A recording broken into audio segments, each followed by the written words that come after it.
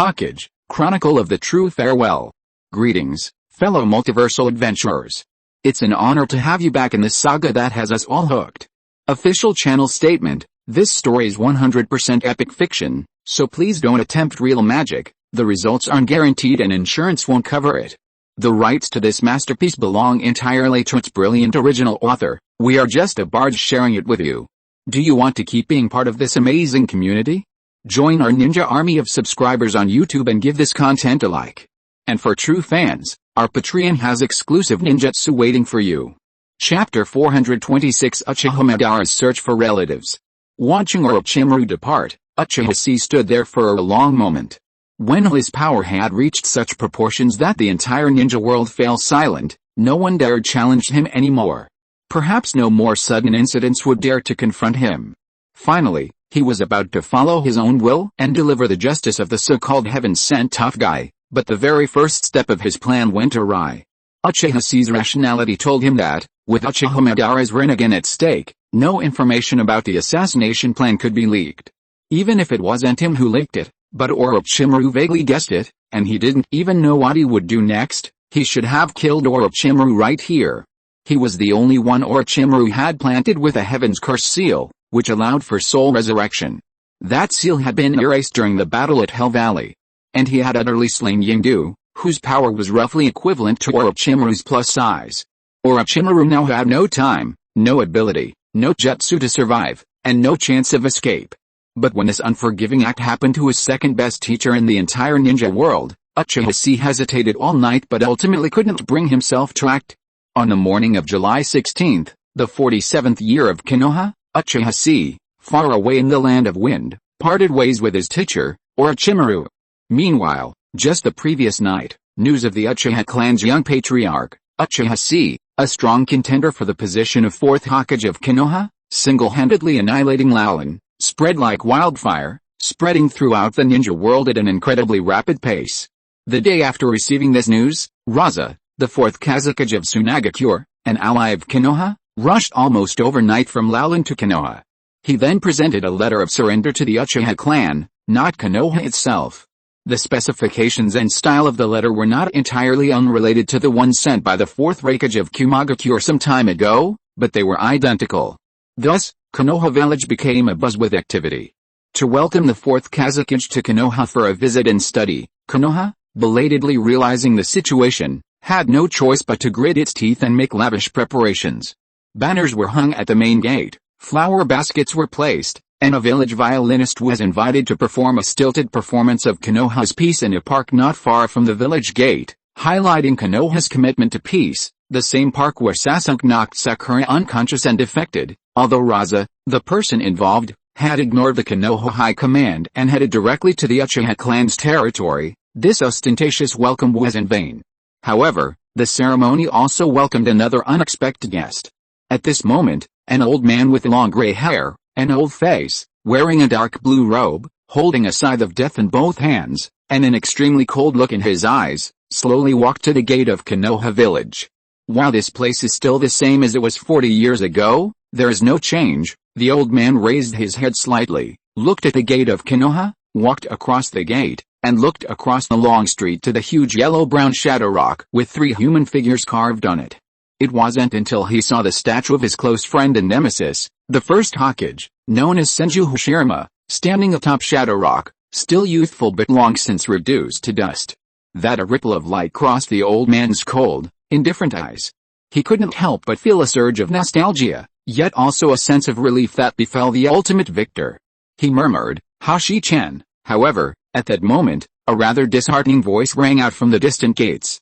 "Hey, old man. Sharp weapons aren't allowed in Konoha village." Izumo Kanzuki, who had already saved himself decades of trouble at a young age and was working part-time as an intern at the Konoha Gate security team, walked side by side with Gangzati. The former sized up the massive death scythe the old man was leaning on, pointing, and cautioning, even if it's used as a walking stick or a farm tool, carrying it on the street can easily scare others. Also, please follow me here to register your name before entering the village. By the way, I haven't asked yet, old man, what's your name? You're so old, why don't I fill it in for you? The old man was silent for a moment, perhaps speechless, or perhaps feeling a sense of detachment at the fleeting passage of time, as no one in this village could remember his face anymore.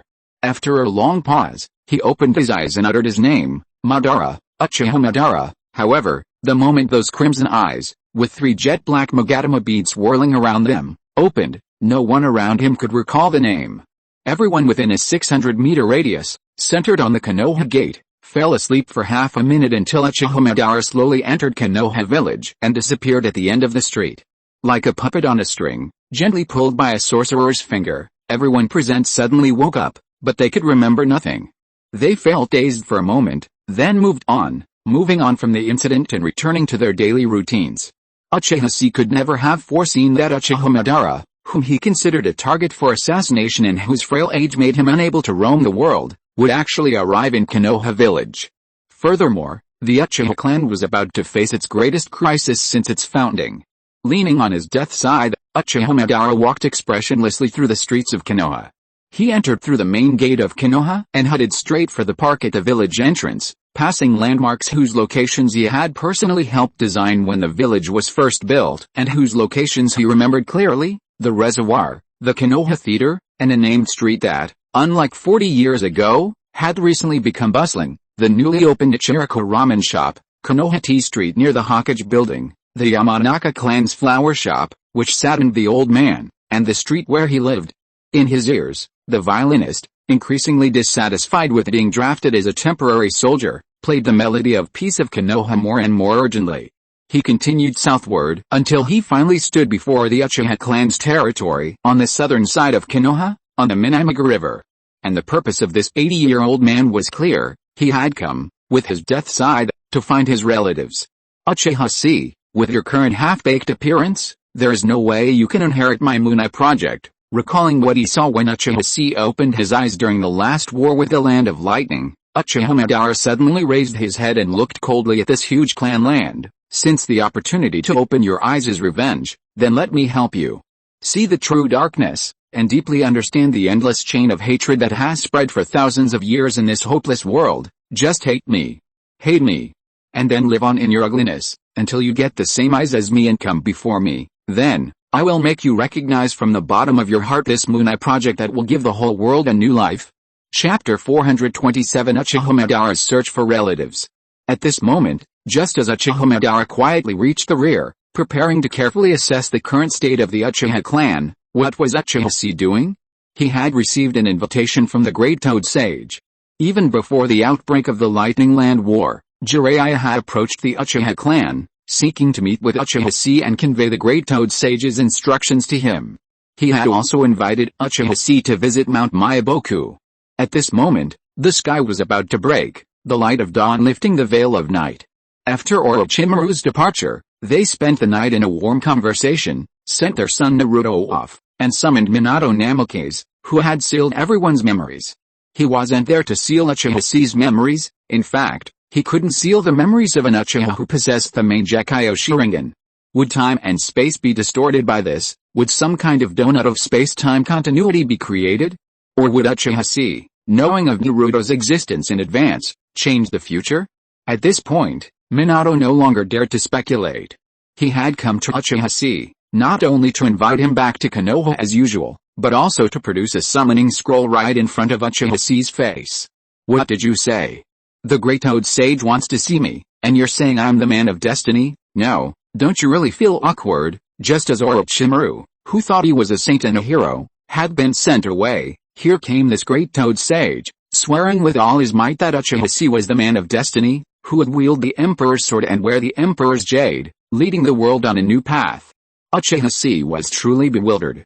Sometimes, he really wanted to crack the brains of the ninja world open and study their circuitry. It's okay that when he debuted, he met a group of Uchiha who pushed him to the position of young clan leader. After all, this clan is more or less stained with mental problems. But now, you, Orochimaru, are also an elite with high IQ, and you, the Great Toad Sage, are also an old demon who has lived for more than 1,000 years. Why are you also starting to play such an awkward game? Minato scratched his head. He was also shocked by what Jiraiya had always believed in, that was to find the child of prophecy. However, Jiraiya had asked him that way, The Great Toad Sage and Jiraiya must have their reasons for doing this. Minato smiled awkwardly and handed over the scroll. The last time we met in Yunming City, see, you left so quickly that Jiraiya couldn't talk to you at all. Then you disappeared for such a long time. There was no other way, Jiraiya had to find me. He hoped that when he met you, I could pass on a message for you. The Great Toad Sage seemed to say that he wanted to give you some treasure. However, if you really don't want to go, it doesn't matter. See, compared to this, why don't you come back to Konoha with me first? Kushina wants to treat you to a meal. What did you say? Uchiha Chi's brows jumped, his right eyelid twitched twice, and an extremely ominous premonition suddenly arose in his heart. Minato was stunned for a moment, and then he was silent for a moment. Then he said with a stiff face, Kushina wants to treat you to a meal. No. The last sentence, Uchiha Chi immediately shook his head like a rattle. This is too scary. Just by hearing about going back to Konoha and eating Kushina's meal, the battle intuition actually jumped out subconsciously. And he felt that there was a great fear of life and death in the process. Damn, how bad is Kushina's meal? The Great Toad Sage wants to give you a treasure. Well, the Great Toad Sage is highly respected. Since it is looking for me, it must be a major matter concerning the safety of the ninja world.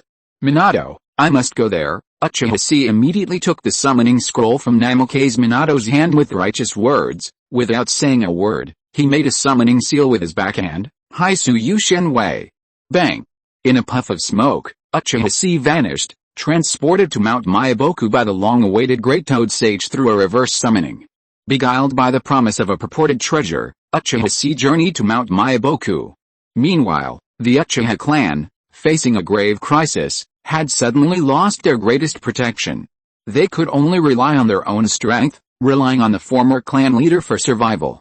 Now, the Uchiha clan, possessing two main Gekiyo Sharingan masters, faced the shadowy figure of Uchiha Madara. A war without the smoke of gunpowder was about to begin. Meanwhile, Uchiha Madara, wielding his death scythe, had already entered the Uchiha clan's territory, arriving at a training ground within the grounds. Influenced by the fourth Kazekage Raza's panicked and frightened visit to the Uchiha clan in the early hours of the morning, members of the Uchiha clan, whispering to each other, passed by Madara as they hurried towards the center of the clan grounds. Fourth Kazekage Raza, just like fourth Raikage, has also submitted a letter of surrender to our clan. One of the passing Uchiha clan members raised an eyebrow in surprise. Have our Uchiha clan truly become this powerful? Beside him, an Uchiha who had accompanied Uchiha Fugaku to the land of hot springs to rescue Uchiha Chi snorted confidently, Fool, can't you see? This is a divisive ploy, with the merit of ending the Third Shinobi World War. It's a foregone conclusion that little kid C, who couldn't even walk around in a brothel, will become the fourth Hokage. The Raikage's letter of surrender, some time ago caused a rift between our clan and the village, and now, this Kazekage Raza is just repeating the same old trick. Humph. I watched that little kid C grow up. How could I not know how strong he is? No matter what, this matter is too outrageous. It has far exceeded the scope of reality. How powerful does a ninja have to be to make the monarch of an enemy country come all the way to kneel and beg for mercy? It's ridiculous. The former immediately understood and nodded, raising his thumb. You make sense. Now, the clan is about to hold a clan meeting on this matter to discuss whether to accept the surrender of the Wind Country, as well as Captain Fugaku's detailed report on the investigation of Uchiha Chi's destruction of the country, and the final decision made by Great Elder Setsuna. Let's go and take a look. Amidst such whispers, the crowd surged past, leaving only Uchiha Madara standing in front of the training ground, silently leaning on the Grim Reaper's scythe. Hearing a name that seemed a little distant to him in those words, Uchiha Madara suddenly narrowed his cold eyes slightly. Uchiha Setsuna, this cunning brat, relying on fake death and a series of calculations, arranged a revenge drama for that brat. He's one step ahead of me. Then let me see. Is your life itself enough to make that brat open another main Gekiyo Sharingan? Chapter 428 Uchiha Madara's Search for Relatives.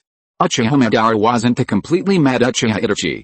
At 15, he lost all his brothers except for Uchiha Izuna, and at 20, he lost Izuna, leaving him completely alone.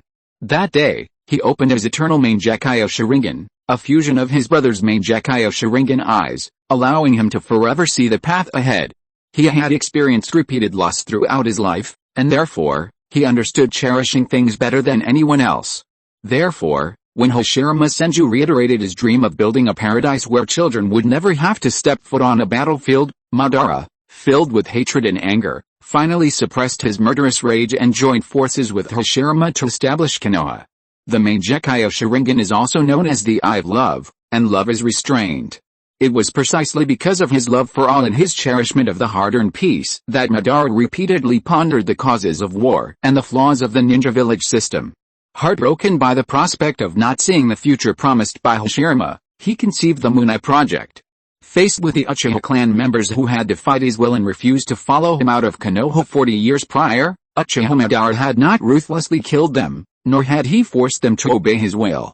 Now, looking across the vast Uchiha clan territory, the members swarming towards the clan leader's residence at its heart, he had no desire to kill them all, even though that seemed a trivial matter to him now. In truth, Uchiha Madara held a list, compiled by White Zetsu after careful investigation and corroboration from various sources. It was a list of all those closely connected to Uchiha Chi. In a sense, Uchiha Madara was like a god of death, taking a death list and calling out names one by one. He was observing and ultimately determining whose death would strike the greatest emotional blow to Uchiha Chi, causing him to suffer within this deep hatred, feeling helpless, sad, angry, and even close to despair. Until that moment when that magnificent flower bloomed. For Uchiha Madara, killing was never a goal, but a means to an end. In the original novel, he manipulated Uchiha Obito through a series of coincidences, orchestrating the death of Kakashi, Obito's close friend and incredibly important figure, Nahara Rin. The rest of the minor characters were simply killed out of frustration. We must achieve the greatest possible success with the least possible cost.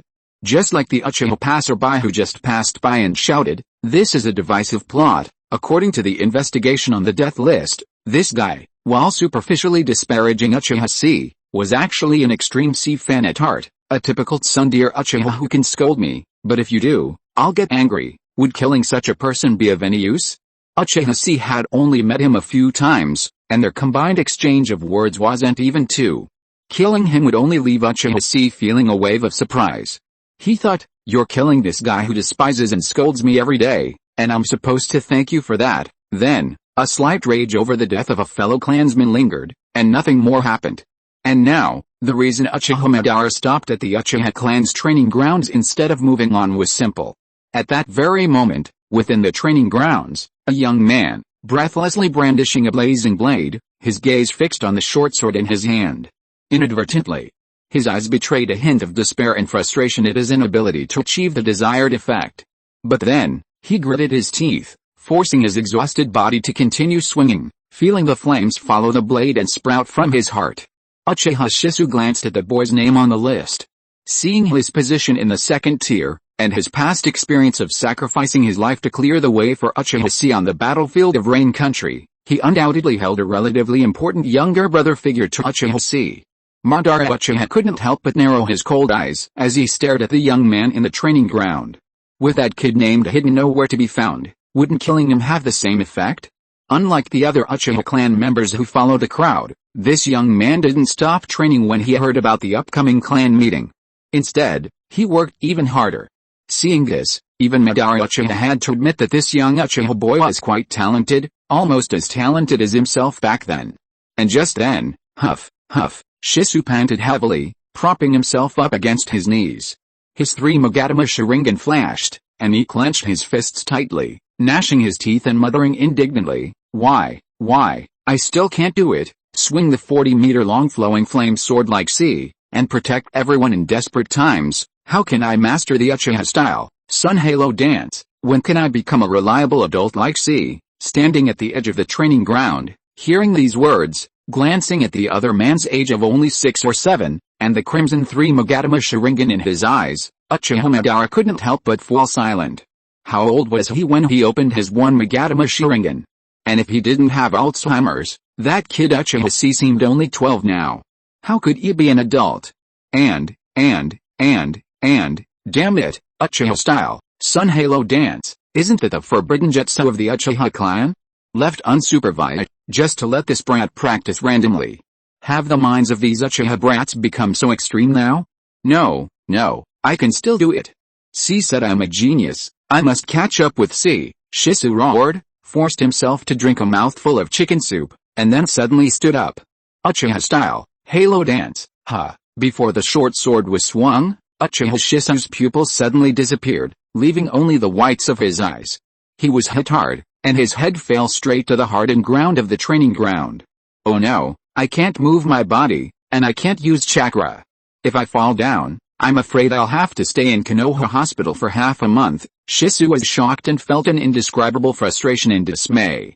However, at this moment, the expected pain did not come. Instead, it was as if he was caught by a thin, dry, but strong arm. Uchiha Shisui regained consciousness instantly, eyes wide open, only to see an old man with long gray hair, a face etched with stern wrinkles, and a serious, unsmiling expression, holding him in his grasp. A complex, icy murderous intent flashed in the old man's eyes, a mingled tangle of the dream he'd promised to Hashirama and a fierce desire to protect his child. Somehow, Uchiha Madara had chosen not to kill him, but to save Shisui this time. He looked at the 6 or 7-year-old Uchiha Shisui with a complex, indifferent expression, his heart wavering. Ultimately, he could only reason that the brat was too young. Old men don't kill children. Grandpa. Thank you. If it weren't for you, I might have. Shisui regained consciousness, resting in Uchiha Madara's arms, and instinctively thanked him. And now, hearing this thank you, over 40 years late, Uchiha Madara was shaken. The next moment, a large, dry hand pressed down on Shisui's messy hedgehog hair. Shisui saw the old man shook his head grimly and stared at him indifferently, like a hungry hawk staring at a juicy rabbit but unable to resist the urge to peck it to death. He said coldly, "Stupid brat, the Uchiha style is not danced like that." Chapter 429, Uchiha Madara's Search for Relatives. Clan Chronicle. Itachi was born over a month ago, a month marked by a tumultuous shinobi world, a time of exhaustion. From the day Itachi was born, I awakened these forbidden eyes, and gained the main Gekkai Sharingan techniques known as Kurain and Soul Life and Tsukuyomi. The only time I used these eye techniques was on the eve of the war with the Land of Lightning. Unable to contain his past arrogance, Hokage kidnapped Chinoi Kachino, daughter of Nishiro-en, a volatile Akatsuki member, attempting to coerce her into sea service. Through Kurain and Soul Life, I foresaw an impending tragedy, the catalyst that would ignite C's fury and awaken his main Gekkai Sharingan. To prevent Nishiro-en, a member of the Akatsuki organization, from rampaging, after much hesitation, I forced my way out of the village and arrived at Yunming City to suppress the incident. However, as these main Gekkai Sharingans can see, because of me, Uchiha C lacked a significant degree of extreme emotion during his evolution to my level. As a result, he ultimately only managed to open one main Gekkai Sharingan. Many members of the Uchiha clan were saved, but C unknowingly suffered losses. I don't know if this is a good thing or a bad thing. Fortunately, even with only one awakened main Gekkai Sharingan, C's terrifying combat prowess exceeded everyone's expectations. He pierced through Yunming Castle, slaughtered and captured several tailed beasts, and killed a host of experts, including the third Hokage. He single-handedly brought the Third Shinobi World War to a close.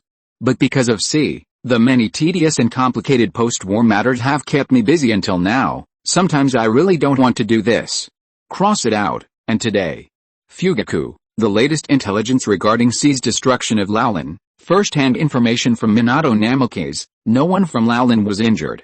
The primary responsibility for the incident lies within Lushan, the minister who assisted the Laolin queen in her rebellion, and Orochimaru.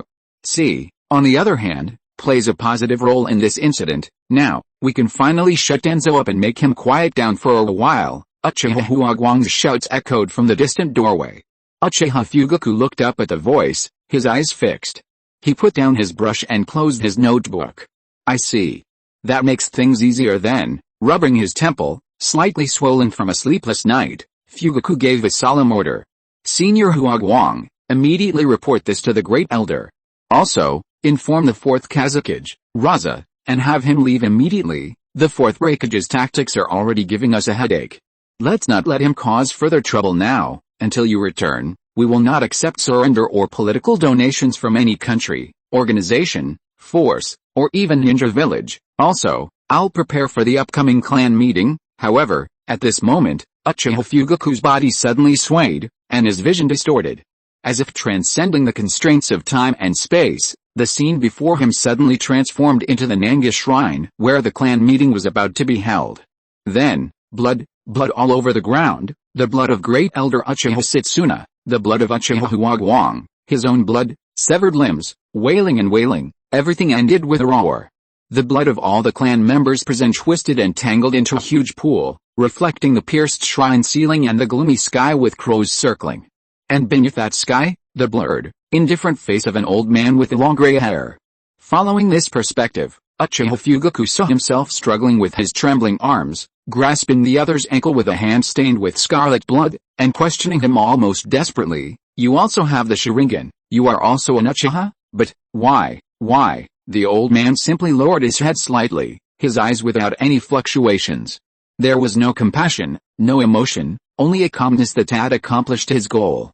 In response to Uchiha Fugaku's questioning, the old man simply sneered, "Oh, don't you understand yet?" Before losing the light and falling into darkness, Uchiha Fugaku only heard this indifferent and numb judgment. "This is what is called reincarnation. You will lose what you want to protect.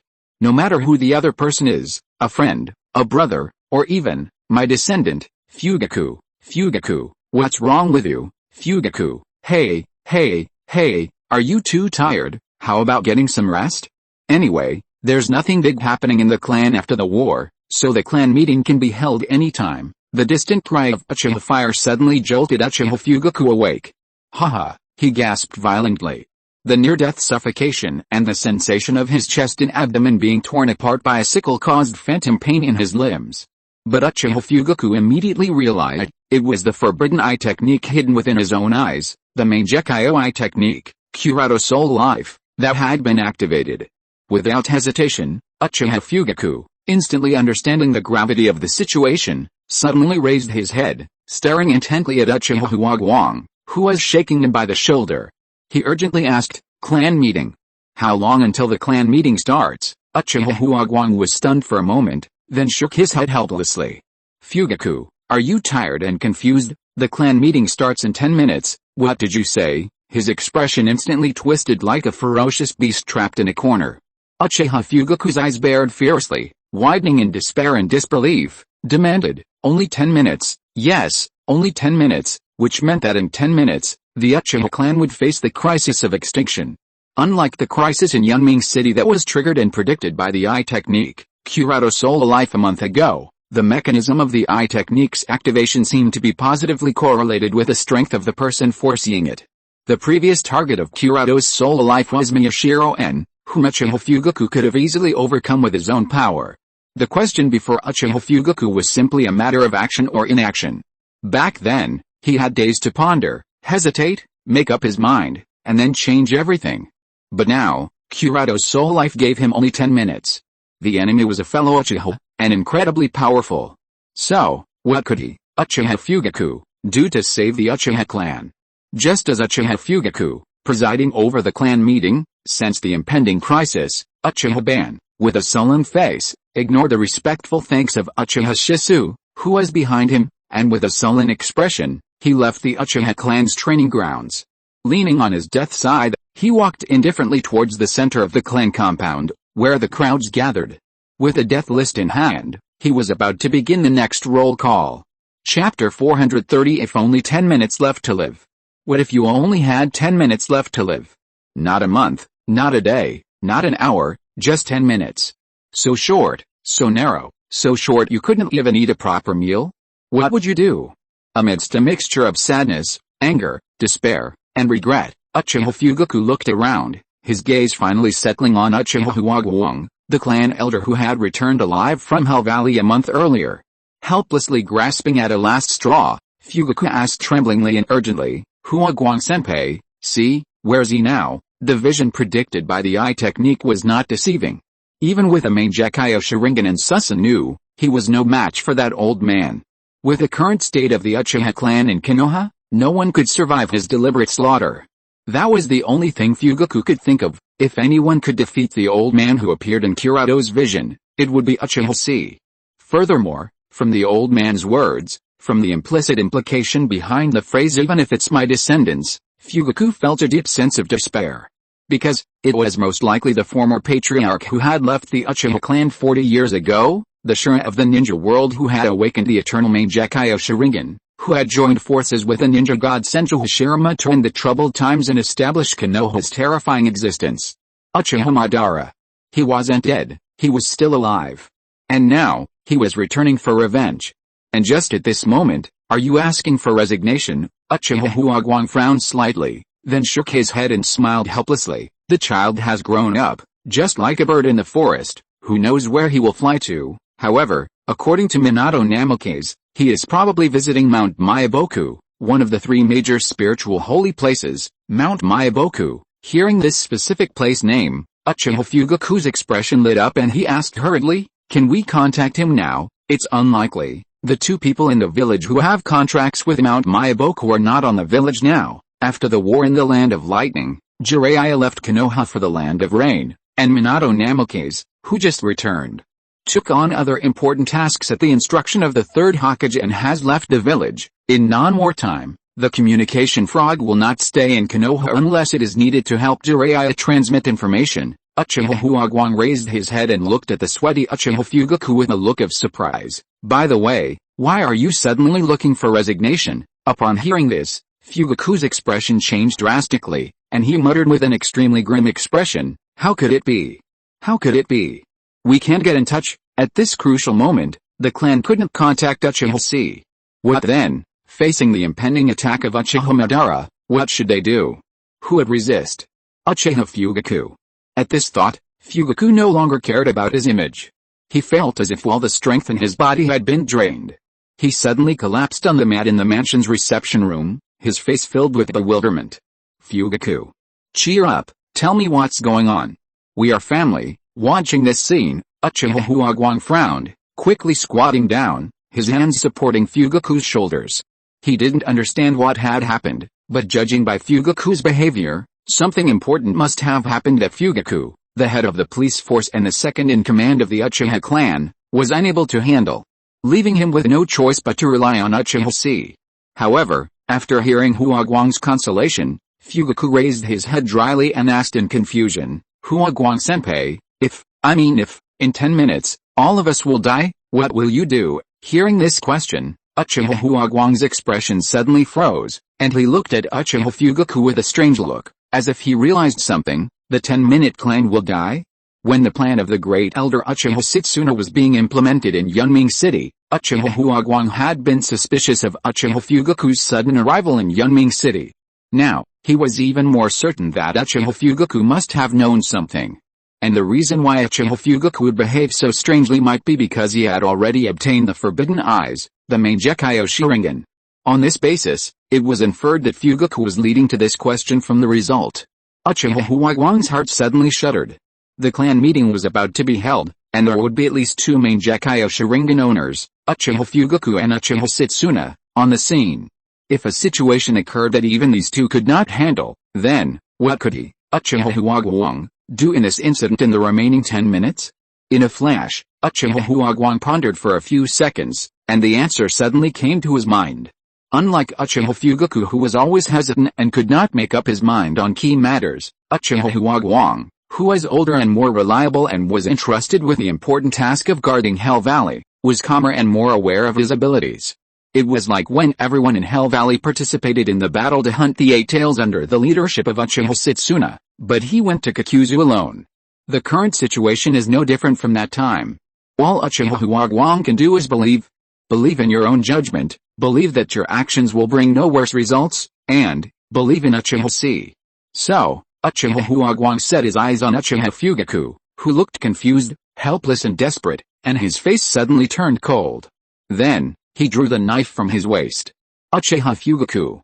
The long sword was swung lightly, drawing a light and agile arc, and the blade was pressed against Uchiha Fugaku's neck. Uchiha Huagwang roared, and in the tone of an elder scolding a younger person who made a mistake, he shouted in a deep voice, "Listen, stand up, go to fight." Uchiha Fugaku raised his head in a daze, his expression changed slightly, but under this deep despair, he showed a painful, more desperate expression. His eyes were about to turn into a dark expression without light. "Fight." And such an opponent, he lowered his head dejectedly, smiled bitterly, "Senior Huagwang, you don't understand, you can't see, you can't understand. The future determined by the Mangekyo technique cannot be changed. Any attempt to change the future will only bring about greater disasters. It was because he went to Yunming City to save the life of Uchiha Huagwang in front of him, and it was because he suppressed the flames of Uchiha City and temporarily stopped the riot. It was because he changed the ending of Uchiha Chi opening 2 main Gekkai Sharingan on the battlefield of the Land of Lightning. All this is happening now. If the ending of Uchiha Chi opening the main Gekkai Sharingan is predetermined, then he who arbitrarily modified this ending will get such a devastating and hopeless ending. This is the so-called destiny. There is no hope, in front of this senior who has watched him grow up, in front of this companion who is destined to embark on the road to the underworld together. Uchiha Fugaku no longer needs to act like an adult, nor does he need to bear the heavy responsibility of the so-called clan. He just covers his face like a helpless child, buries his head deeply like an ostrich, and lets out a trembling and sad whine. The Uchiha clan is about to perish. You're wrong, Fugaku. However, in response to Uchiha Fugaku, there was a resolute shout, the Uchiha clan will not perish. The more he saw Fugaku's performance, the more he saw that the other party kept denying himself, the more Uchiha Huagwang stared at Uchiha Fugaku with determination, with an increasingly confident smile on his face. Uchiha Fugaku, he said angrily in a tone that was both sarcastic and like giving alms to a dog. See, who has nothing, can say at the rally that he will restore the glory of the Uchiha clan. See, who has nothing, can fight for the clan at the cost of his life. You, who are placed high hopes by us old guys and have been trained as the true heir since childhood. How can you say such dog-like depressing words? Stand up. Like a true Uchiha, fight, even if it means death. Chapter 431, one in hundreds of billions of times. From childhood, he'd lived a life of constant praise for the so-called genius, a young and promising talent. He held a high position, supported by his clan, and surrounded by his wife and children. Despite constant disapproval from the great elder, Uchiha Setsuna, Uchiha Fugaku's life had been remarkably smooth.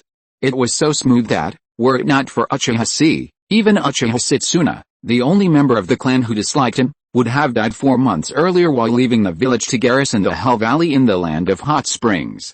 It was so smooth that, were it not for Uchiha Chi, his arrogance and misjudgment within the Land of Hot Springs' evil cult, leading to the furious assault by Uchiha Ichiro and the subsequent discontent among his clan, would not have occurred. Uchiha Fugaku would have had a smooth journey all the way to the day in the original story, in the 58th year of Konoha, when the Uchiha clan was exterminated. When the conflict between the clan and the village escalated to an irreconcilable level, and when the night of genocide was discovered, even a fight led by the clan could not change fate.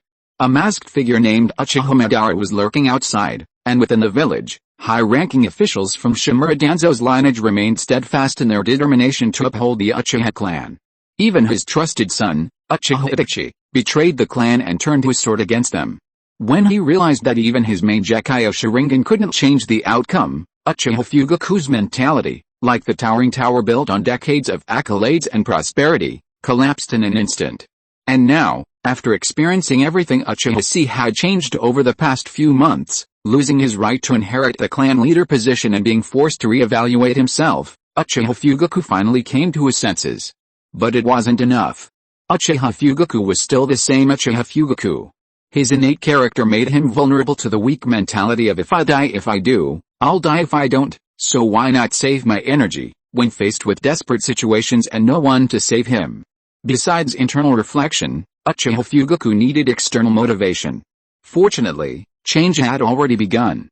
Thanks to Uchiha Chi's actions, Uchiha Setsuna, Uchiha Kaguya, and other high-ranking members of the Uchiha clan, who would have been annihilated in Hell Valley, survived. Uchiha Setsuna's plan for Uchiha Chi's awakening led Uchiha Kaguya to Yunming City. After awakening his eyes, influenced by Uchiha Chi and fueled by self-reflection, Fugaku, faced with the threat of Nichiren, hesitated and pondered for days before ultimately deciding to travel to Yunming City and rescue Uchiha Kaguya and the rest of the clan. This action, in the 10 minutes before the genocide, when Uchiha Fugaku barely had time to think, superseded his own thoughts. It became the very force that saved the Uchiha clan. Just as Uchiha Huagwang, saved by Uchiha Chi in Hell Valley, had saved Uchiha Chi during Hell's Night, so too, had Uchiha Huagwang, saved by Uchiha Fugaku in the Land of Lightning, saved Uchiha Fugaku at this moment. This insignificant figure, lost in the history of the ninja world, without great power, In this future rewritten by Uchiha Chi, at this crucial moment when survival depended on a thread, he burst forth with his own brilliant brilliance. Like a real Uchiha, Uchiha Fugaku stopped his endless self-reproach and regret, and raised his head slightly.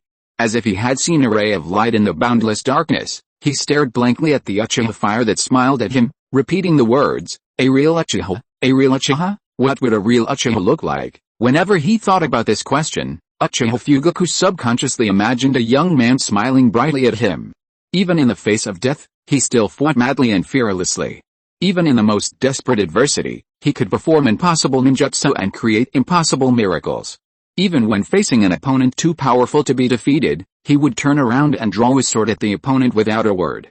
At that moment, Uchiha Fugaku's thoughts were drawn back to the night before the Nine Tails Rebellion. A bright smile crossed the face of the young man known as Uchiha Chi. Before rushing toward his doom, he straightened his collar and pounded his chest with his fist.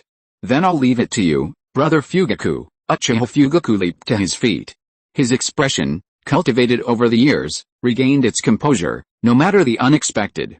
"Senior Huagwang, you stay here." He suddenly opened a pair of intricately patterned scarlet Mangekyo Sharingans, with 3 hollow Magatama beads nestled in the core of his pupils. Uchiha Fugaku looked at Uchiha Huagwang and solemnly instructed, "Don't mention the power of my eyes. Also, I'd like to trouble you to use your Sharingan and cast the illusion of mirror heaven and earth rotation on me with your strongest eyes." "What are you going to do?" "Well, time is running out. I won't ask." Uchiha Huagwang's expression froze, and he glanced with a hint of relief at Uchiha Fugaku's resolute expression at the moment, and at the strange forbidden eyes in those eyes that countless Uchiha had pursued their entire lives. Without any hesitation, even if Uchiha Fugaku wanted to use these Mangekyo Sharingan to take his own life, as long as it could save the Uchiha, Uchiha Huagwang smiled and opened his own 3 Magatama Sharingan, his pupils shrinking slightly. Illusion, mirror heaven and earth rotation.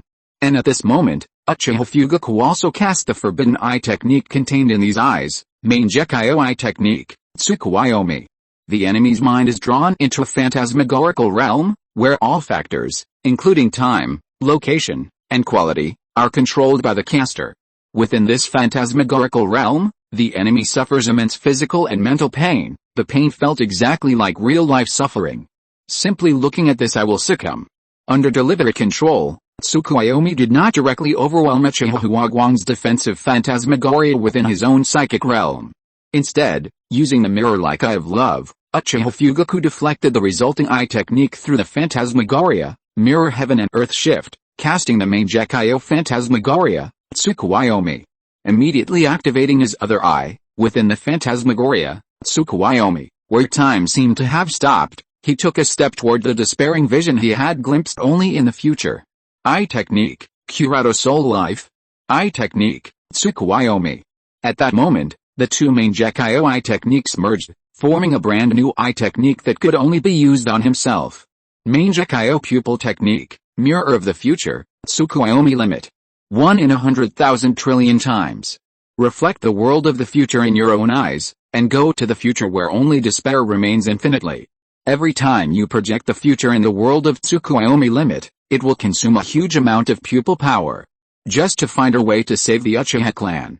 With this thought, looking at the road around him that is no different from reality, this road that leads directly to hell into the Nanga shrine, Uchiha Fugaku gritted his teeth, trying to control his body that was trembling with fear of death, and with great fear, he took a step towards death. He raised the corners of his mouth high. "Uchiha Madara, I'm here to challenge you. If you are listening to this novel on a channel other than Fanfic World, it means it was downloaded and re-uploaded without effort. We warmly invite you to visit our channel, Fanfic World. There you will find the original version of this story and many other novels of various genres. We look forward to seeing you dive into a world of incredible novels." Chapter 432 The Sage of Six Paths has failed. Watching the 2 Toad Sages, Great Toad Sage and Fukasa Kushima, singing in unison and engaging in a cacophony of performances, Uchiha Chi couldn't help but understand that their motive was to force him to unlock the necklace containing the sage's talisman. To that end, they even brought up some topics that even Uchiha Chi found somewhat concerning, such as the White Snake Sage's conceived path and the 6 Paths level sage technique. This was undoubtedly a test, or perhaps a probing attempt. The test itself wasn't particularly elaborate. It simply involved unlocking the seal on the oil necklace. But therein lay the problem. Great Toad Sage clearly knew that White Snake Sage had perished in his battle with Ying. Even possessing the telescope technique, it might have witnessed the entire encounter. Whether he had defeated White Snake Sage through trickery or true strength, Great Toad Sage knew better than anyone else. So, perhaps their attempt to probe for something else was a different matter. At the end, the other party, unintentionally or not, interjected, mentioning the unfamiliar term Sage's Jade. Perhaps their true purpose was to test Uchiha Chi's ability to obtain the Sage's Jade from Raichi Cave. If Uchiha Chi didn't, could it be assumed that the Great Toad Sage desired it? This, perhaps, was even more important to the toads of Myaboku Mountain. And what exactly was the Sage's Jade? All these thoughts flashed through his mind as Uchiha Chi took 2 steps forward, standing before the oil necklace, the beads alone larger than his entire body. Whether it was true or not, a single test would tell. With his current strength, aside from Age Spot, who had his Rinnegan reattached, Uchiha Chi held no one in the ninja world in his esteem. If these toads wanted to use him for some purpose, Uchiha Chi wouldn't mind spending an extra half hour to send them all to the Pure Land. With this thought, Uchiha Chi raised his palm and pressed it against the round bead of the oil necklace. The sage's heart, pulsing like a furnace within his left chest, instantly unleashed its full power. The air around him visibly rippled, centered around Uchiha Chi. This was a bizarre physical phenomenon caused by the concentration of extremely dense natural energy. Like a roaring river, the surging natural energy poured into the necklace, and the round bead of the oil necklace shone ever more dazzlingly. A mere human being can harness so much natural energy. Watching this scene, Fukasaku Sage, standing nearby, couldn't help but widen his eyes in shock.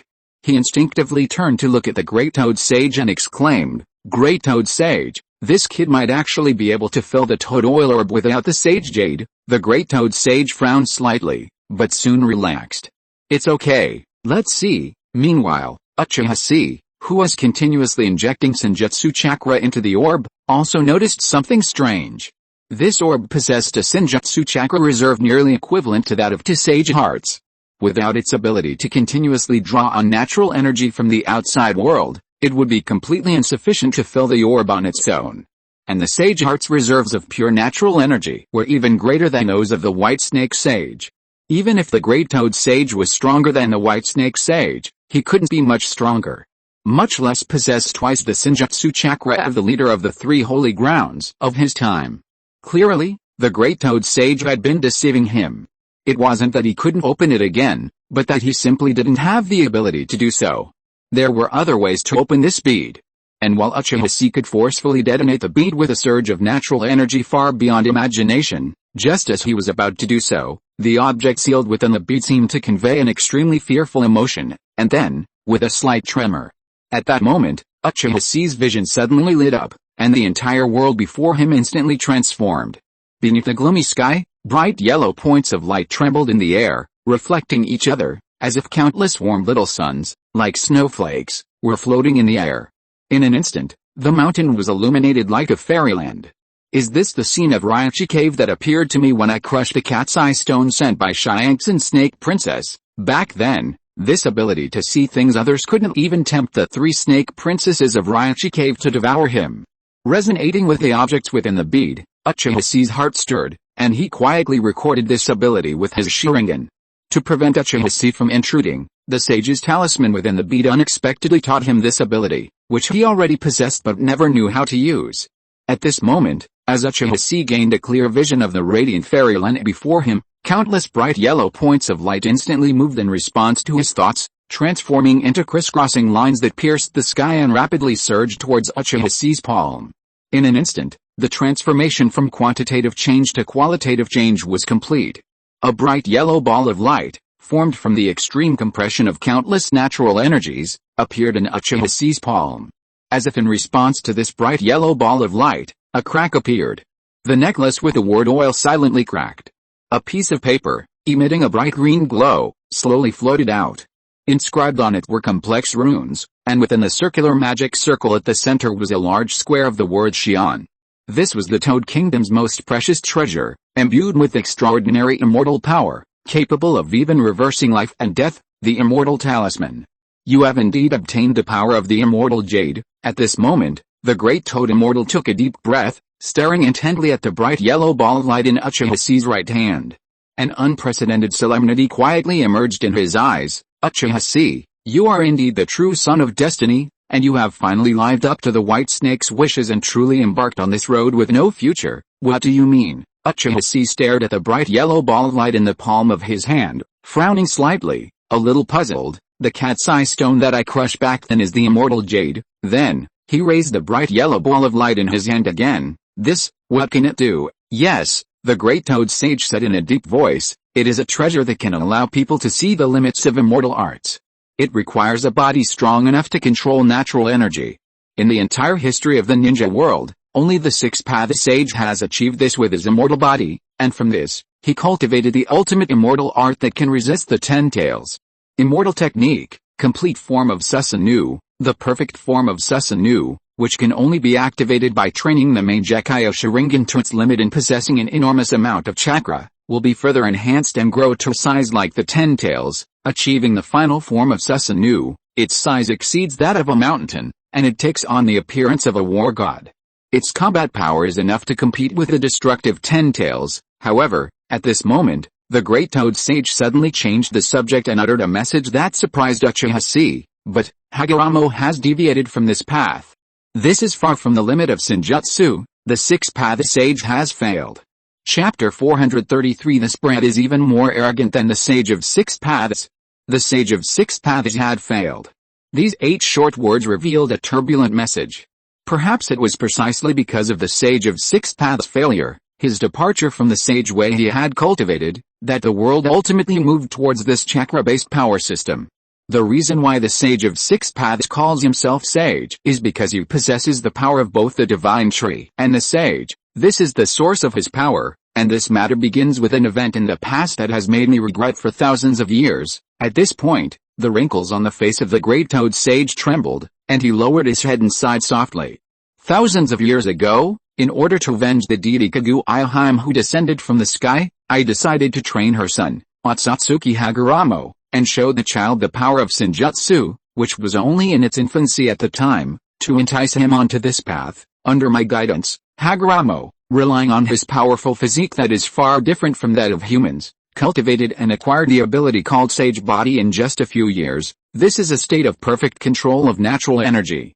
In this state, you can use natural energy to enhance your attack and defense, and at the same time, you can use natural energy to increase the range and perception of physical attacks. It is the original and most perfect Sage mode. The Sage Body of the ninja god, Hoshirama Senju, also inherited this power similar to that of the six-path sage from his bloodline. That's why he is so exaggeratedly powerful. The combination of natural energy and chakra should have created a powerful power system that goes beyond the simple use of chakra and is applicable to everyone in the ninja world. However, at that time, Princess Kaguya, who had returned from suppressing the rebellion, noticed her son's abnormality. As a result, Princess Otsutsuki Hagoromo hastily ended her training in Senjutsu and returned to the ancestral country to fight Princess Kaguya. In the end, relying on Senjutsu, the Mangekyou Sharingan, and the Rinnegan that awakened after killing his brother, the six-path sage defeated Kaguya Otsutsuki. At this point, Gamamuru's face was unusually sad, as cold as ice, as frozen as rock, and there seemed to be infinite regret in his indifference. But after defeating Kaguya Otsutsuki, the Sage of Six Paths did not devote himself to developing this power system with infinite possibilities, compared to the power of the 10 tails that was taken away after defeating Kaguya Otsutsuki. The power of the Rinnegan that was obtained when killing his brother, Senjutsu, is really too weak. It was so weak that it was ruthlessly rejected by the Sage of Six Paths, and so weak that he didn't even bother to teach it to his own son. The power of the Six Paths after opening the Rinnegan is almost a slave to Senjutsu and natural energy. After that war, he would rather help people carry wood and build bridges, repair houses, travel around the ninja world, and have children. He never came back to Meiboku Mountain again. No one can get that kind of sage body just by practicing. Senjutsu, therefore, has never made any progress. It is only circulated in the 3 major holy places and some remote villages near the holy places, and has become a dispensable thing. It was not until the advent of the ninja era created by Indra that people began to pursue the power outside of this ninjutsu system that could defeat and kill others. Hey, the great toad sage couldn't help but sneered, and said somewhat desolately, "The six-path sage's foolish kindness, or rather, his idiocy, his straightforwardness, his single-mindedness, these are the reasons I chose him for revenge, but his vision is short-sighted. Faced with a Senjutsu system that combined two power systems, he chose the temporary strength of chakra. Faced with a conflict between his two sons, Indra and Ashura, he chose Ashura, who was just as foolish and kind as he was." Uchiha Chi was silent for a moment, then helped the Great Toad Sage finish the rest of his sentence. "But in the end, this world still chose Indra. Ashura's ninja lineage had long been consigned to the dustbin of history, while Indra's ninjutsu system ultimately forged the modern ninja world. But in every reincarnation, the six-path sage, observing everything from his pure land, watching his two sons' reincarnations, always turned a blind eye and always favored Ashura, as if to prove he was right. This is the history of the ninja world. A twisted world where personal will always trumps the laws of development. A world like a cage. The more powerful one becomes, the more one feels these constraints. The deeper one's understanding, the more one senses the distortion hidden beneath the world. Everyone, like manipulated puppets, is imprisoned in an eternally recurring history. So, I hate it." At this moment, the Great Toad Sage's wrinkled face darkened, his horizontal pupils blazing with uncontrollable rage. "I hate the six-path sage's arrogance, I hate the six-path sage's stupidity, even more, I hate the choice I made back then. If I had chosen the more rational Hamura, would the future I inherited have been different? Senjutsu, this path with no future, a repetitive diet of scraps, would it have taken me further?" Hearing this, Uchiha Chi couldn't help but shake his head and sigh, expressing his sympathy for the Great Toad Sage. It was like watching a popular soap opera. And then, nothing happened. Uchiha Chi knew exactly why he'd come, and even more so what he was going to do next. He'd already obtained the sage's talisman, and had patiently listened to the old toad pour out his tales of past suffering. Not directly snatching it was already a great courtesy. With this thought, Uchiha Chi removed the sage's talisman, which was suspended in midair, and tucked it into the ninja tool pouch at his waist. Then, he turned and said goodbye. The Great Toad Sage, seeing Uchiha Chi's "Are you done with your rambling? I'm leaving" attitude, was momentarily stunned. He'd been explaining for a long time, exaggerating for a long time, and just as he was about to get to the most exciting and crucial part, he was just going to ignore it?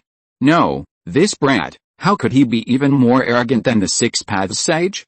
Uchiha Chi, the Great Toad Sage's face darkened, and he urgently called out to Uchiha Chi. "Are you not at all interested in the power contained in that ball of light in your hand?" Uchiha Chi lifted the bright yellow ball of light from his palm and examined it, then gave an awkward smile.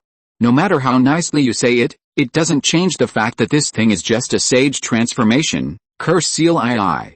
Dolian non-self-raising cannon, right? Even this thing struggled to defeat Uchiha Madara's subordinate, the third Mizukage, Bailan." Uchiha Chi really didn't understand what the hype was about. Concentrating large amounts of natural energy and fusing it with chakra to form a special Senjutsu chakra sphere, composed primarily of natural energy and supplemented by chakra, that's already way outdated.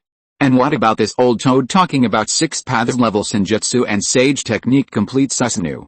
Isn't that just pure self-aggrandizement? Having developed his celestial arts to the point of the immortal arts, powerful Susanoo, Uchiha Chi was well aware.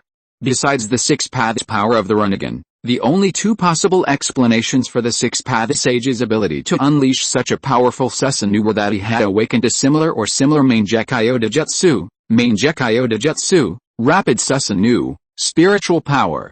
After listening awkwardly for a long time, Uchiha Chi could tell that the old toad was probably trying to trick him with a seemingly unrelated project, which was all listed in the tender document. He was using his unique physique, a product of countless accidents, to develop a new system of celestial arts from Mount Myaboku. Perhaps he was even planning to dissect him, just like Orochimaru, to study how he had cultivated his iron physique, capable of suppressing pure natural energy. He had the sinister expression of a real estate agent trying to trick a naive newbie into a job. Anyone else might have been fooled. But the key point is that this thing you mentioned really exists, bro. Chapter 434, Dream of Prophecy, The Path of Destiny. The ninja world is full of wanderings and treacherous people. Even the seemingly simple and honest toad has his own petty thoughts. But when he attempts to deceive Uchiha Chi, who has read the official manual, His clever trick turns into a massive show of boasting. The concept of 6th path level Senjutsu is not officially defined in the original manga, but according to the manga and official manual, the 6th path Senjutsu is actually a combination of the power of the 6 paths in Senjutsu.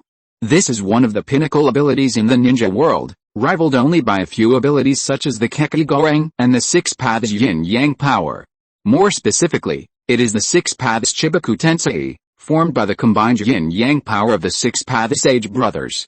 At the end of the Fourth War, Madara of the 6 paths performed the Senjutsu Yin Touch Lightning and the Senjutsu Storm Touch Light Fang. Naruto, having gained the attributes of all the tailed beasts and the yang power of the 6 paths Sage, enters 6 paths Sage mode, which is also a 6 paths Senjutsu. His Senjutsu Super Tailed Beast Rasenshuriken is also a 6 paths level Senjutsu. After mastering the 6 paths Sage art, the next step is to cultivate the truth-seeking jade. There are 3 ways to cultivate the truth-seeking jade. One is to create it by fusing 7 ultimate chakras, as exemplified by the 6 paths Sage Otsutsuki Hagoromo. The other is to create it using the Samsara Eye, as exemplified by the lunar ninja ancestor Otsutsuki Hamura. The third type is achieved through complete mastery of the 6 paths Sage Jutsu. The official text's description here is a bit unclear, but it can be understood as inheriting the 6 paths Sage's entire legacy, the 10 tails and the Rinnegan. Examples include Uchiha Madara and Uchiha Obito, who gained the Rinnegan and became the 10 tails Jinchuriki. Naruto, who possessed the chakra of all the tailed beasts and received the power of Yang from the 6 paths Sage, also falls into this third category. After mastering the 6 paths Sage mode, he automatically obtained the truth-seeking jewel. However, unlike a proper 10 tails Jinchuriki, he lacked the Rinnegan. This method of generating the truth-seeking jewel is unconscious, and cannot be reproduced without the caster's chakra of all attributes. The prerequisite for achieving a 6 paths level Sage Jutsu is possessing the power of the 6 paths. Possessing the power of the 6 paths, truly reaching the 6 paths level and becoming a true 6 paths powerhouse, requires the ability to create a truth-seeking orb.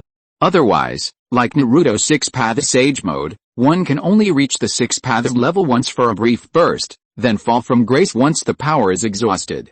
Under these circumstances, even those who possess the power of the 6 paths, such as Senile Plague, Nagato with a Rinnegan, Obito with a Rinnegan, and Sasuke with a single Rinnegan, cannot truly be considered 6 paths level. At best, they are somewhere between Super Shadow and 6 paths. Knowing all this, Uchiha Chi initially assumed that the Great Toad Sage, by declaring the 6 paths Sage technique, had a firm understanding of the concept and had his own ideas for how to attain the power of the 6 paths. For example, how to fuse the 7 chakra attributes like the 6 paths Sage and create the truth-seeking orb with bare hands. Or, how to leverage the existing 9-tailed beasts in the ninja world to create the power of the 10 tails without the outer path demon statue, indirectly gaining the power of the 6 paths. Unfortunately, this toad simply lived longer. His knowledge only supported the half-truthful claim that the 6 paths level Senjutsu was essentially the Senjutsu, complete Susanoo. Uchiha Chi had already emulated the collaboration between Jugo and Sasuke during the Fourth War, perfecting the Senjutsu, complete Susanoo, a technique still conceived by Gamamaru. While the power of the Senjutsu was concentrated throughout the entirety of Susanoo, it did indeed enhance its power. However, overly dispersed Senjutsu amplification wasn't as effective as hoped, nor did it achieve the martial godlike aura Gamamaru boasted. Instead, it resulted in wasteful and unsustainable use, effectively limited to large-scale, unparalleled battles. Building on this foundation, Uchiha Chi developed the more advanced Senjutsu, human form, power suit, Susanoo, which focused power, doubling its endurance and explosive power. At this moment, seeing that Uchiha Chi hadn't wavered in the slightest, and even a hint of disdain flashed in his eyes, even the great Toad Immortal, who had cultivated his ki for thousands of years, felt a surge of unholy fire rising in his heart. What on earth was this brat so proud of? What did that look mean? He had even revealed this untold secret, yet he still displayed such a nonchalant attitude. Uchiha Chi, what are you hesitating about? What are you afraid of? What you hold in your hands right now is the future of this world, the future. Hearing this, Uchiha Chi lowered his head again, glancing with a helpless smile at the concentrated celestial chakra ball in his palm. No, where on earth is the word future written on it? That's enough, stop bragging, stop bragging. I'm almost digging out a 3-bedroom apartment with my toes. However, the Great Toad Sage's face darkened, and he proposed the new concept again. Since you have seen the door to the new world opened for you by the immortal Jade, you should know better than me, the future of the immortal arts in this world, the path taught to you by the White Snake. Use the immortal method of transmitting distant shadows to control the natural energy that is everywhere in this world, to steal, to rob, to deprive the power that belongs to the sacred tree, and ultimately to create a brand new power system, and you will accomplish an unprecedented feat and become far more powerful than the Six-Path Sage. Alright, Uchiha Chi couldn't help it anymore, and interrupted the Great Toad Sage directly. Are you done? I'll be leaving when you're done. After that, Uchiha Chi turned around decisively and walked in the direction he came from. He really didn't have time to brag with this toad about business now. However, upon seeing this scene, the Great Toad Sage's pupils suddenly shrank, and he stared at Uchiha Chi's back with an angry look as if he couldn't grasp the key point. Stop, Uchiha Chi. Seeing that Uchiha Chi was really going to leave Maiboku Mountain and return to the ninja world, the Great Toad Sage's face flushed red, then gradually turned blue. Veins popped out on his temples, and his cheeks began to tremble slightly. Then, he roared angrily, "You can't leave. This is the future I saw in my dream, so I summoned you to Maiboku Mountain, Uchiha Chi. You have to believe it. In my dream, you will control the immortal law, complete form of Susanoo, wear the jade of the Son of Heaven on your chest, hold the sword of the Son of Heaven in your hand, ascend to the throne at the end of the sky, and defeat countless enemies from outer space. This path is your future and your destiny, and what I am doing now is to help you gain the power that can truly rival the Sage of Six Paths. We are all doing this for your own good, don't you understand? Leave Maiboku now, and you'll miss your last chance to obtain the power of the universe." The moment the words fell, boom, the endless dark clouds suddenly parted. A ferocious unicorn head, composed entirely of lightning, suddenly appeared above Maiboku Mountain and the Toad Kingdom. A deeply ominous premonition crept through his heart. From the very beginning, he sensed something was amiss. Uchiha Chi, who had been moving forward, suddenly stopped, turned his head coldly, and looked at Gamamaru indifferently. You said the word we, didn't you? Chapter 435, Mirror to the Future Limit Tsukuyomi. Never before had Uchiha Fugaku felt that the path from his mansion to Nanga Shrine, a path he had walked countless times, was so long and agonizing. Mirror of the Future, Tsukuyomi Limit.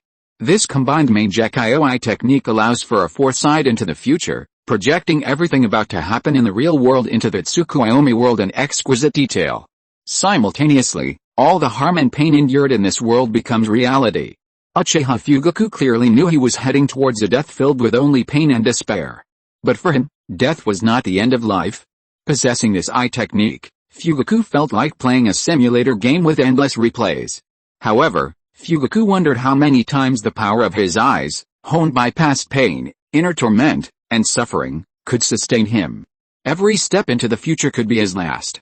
So, if the Uchiha clan were to be annihilated in 10 minutes, everyone would perish, and only Uchiha Fugaku could endure this devastation. Every chance to start over was precious.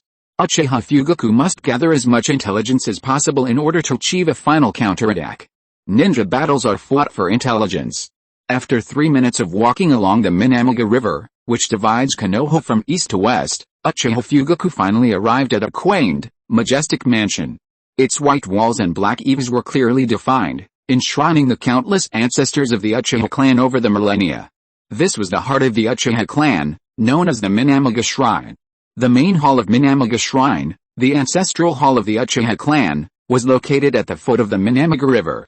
After entering the main hall, the 7th tatami mat from the inner right side of the inner hall was the entrance to the clan's secret gatherings.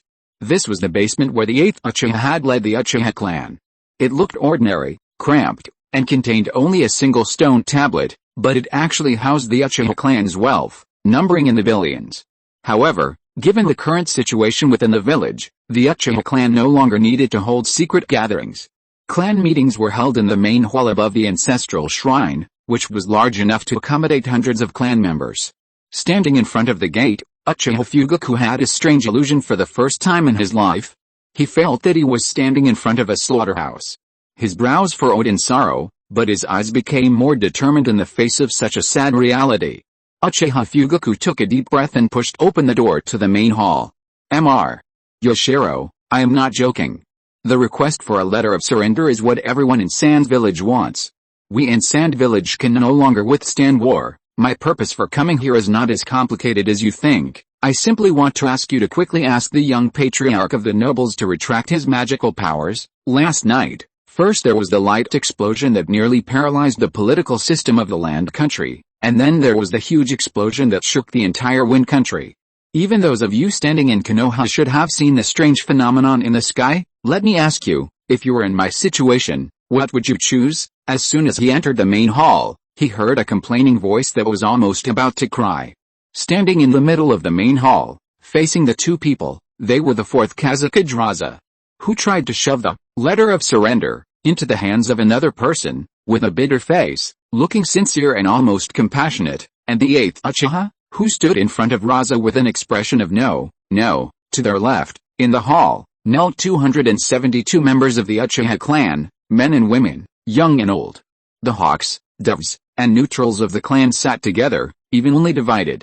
Despite past disputes, the events of the past few months had united them into two factions, distinct in appearance but essentially the same, the Shisui and the Seihei. The 272 Uchiha clan members stared intently at Raza and the Uchiha Yoshiro, who seemed to be performing a play for them. From time to time, they glanced to their right, at the top of the room.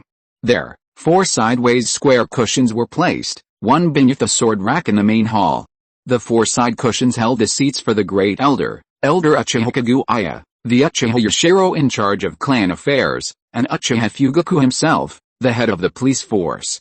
As for the empty seat at the top, the place of Uchiha Chi, the young clan leader who still wandered the world, sat on a sideways futon. Seated was a small, elderly man with withered white hair and a sinister face, covered in bandages and a gray kimono. He wore a half-face mask instead of a Konoha for a protector. He sat with his eyes closed, lost in thought. The great elder, Uchiha Setsuna. At that moment, the main hall door creaked open, and everyone in the hall simultaneously turned their gazes toward Uchiha Fugaku, standing before it. Even the great elder, Uchiha Setsuna, tilted his head slightly, but didn't open his eyes. His expression remained stern, as if someone owed him 8 million. His nostrils twitched, and his brows furrowed slightly. Fugaku, hasn't Huagwang arrived yet? Elder Huagwang needs to go to the Sandame. Uchiha Fugaku casually made up an excuse, his expression remaining calm.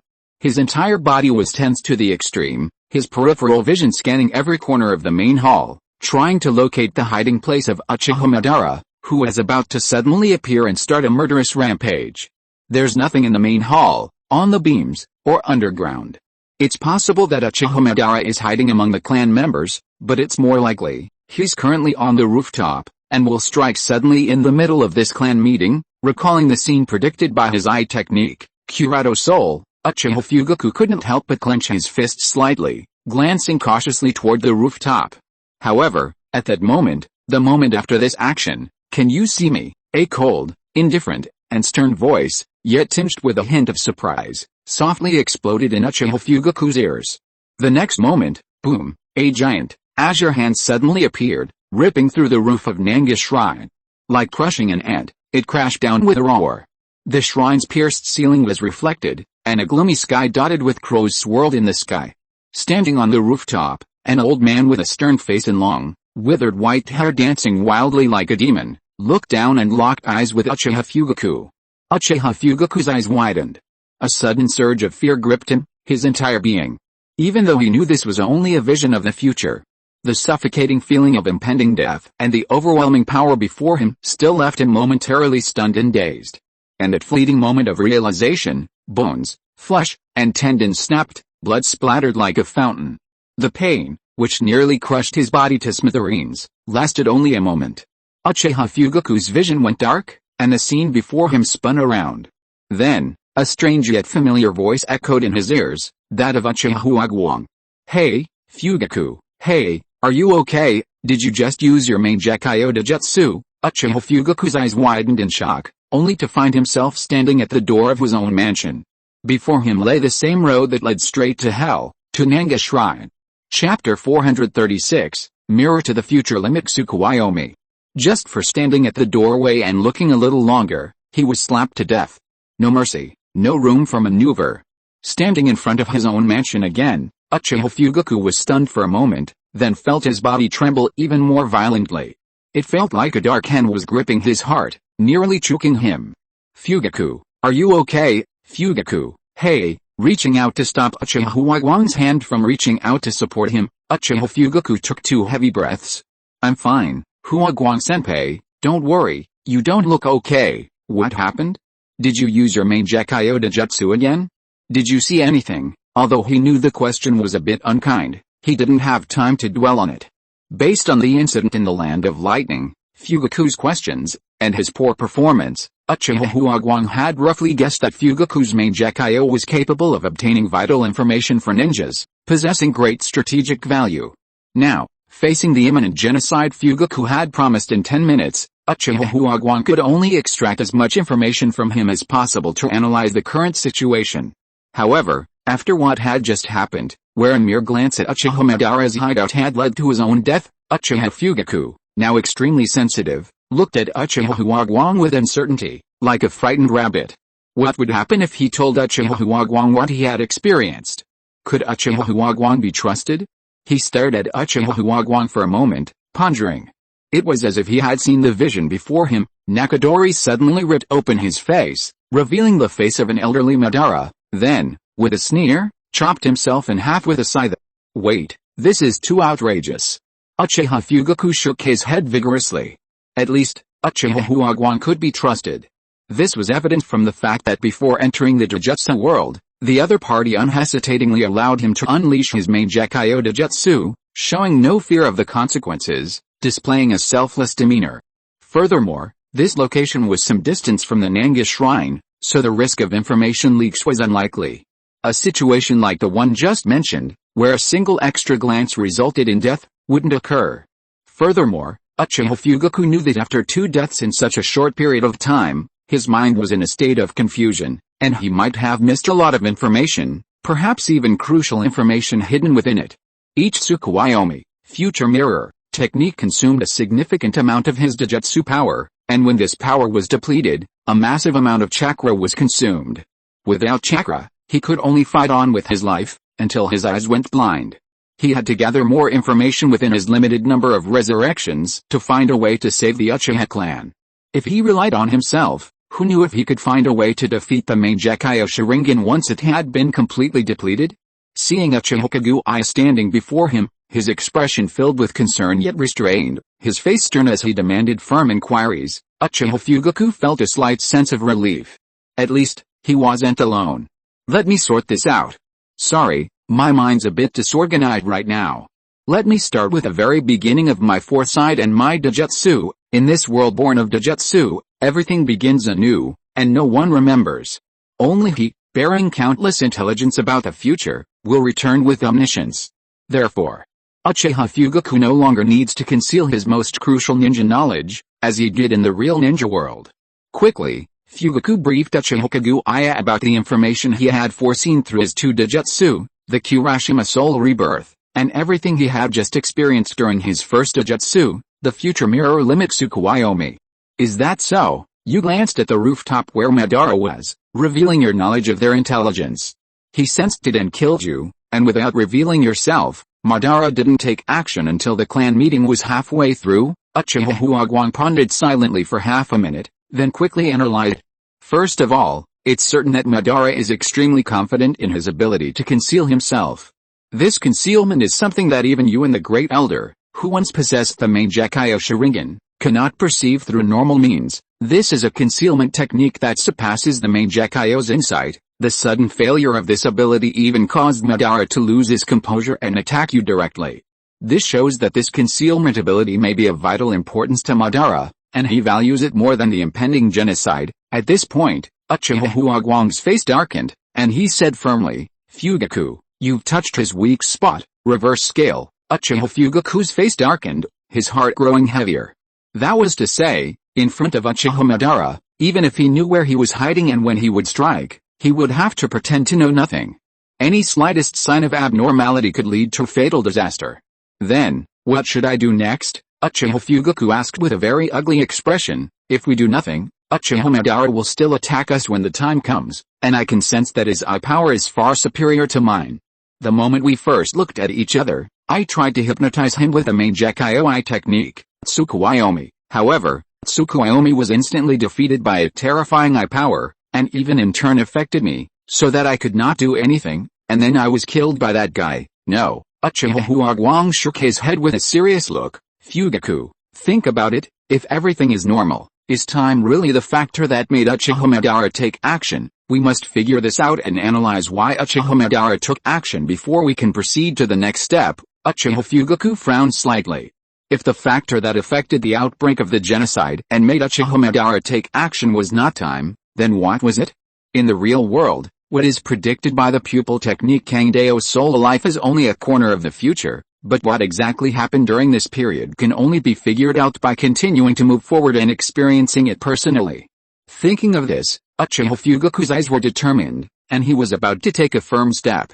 However, at this moment, wait, there is one more thing, Fugaku. Uchiha Huagwang took a deep breath, stretched out his hand to stop him, and said in a deep voice, if there is any difference between the last clan meeting and the clan meeting you predicted for the first time, that is, I was stopped at the mansion by you and did not attend the clan meeting, so I was not there, Fugaku. Although this may not be important, based on what you said, I am a little concerned about the attitude of the Great Elder. Why would he ask you where I was at a clan meeting where it doesn't matter whether I'm there or not?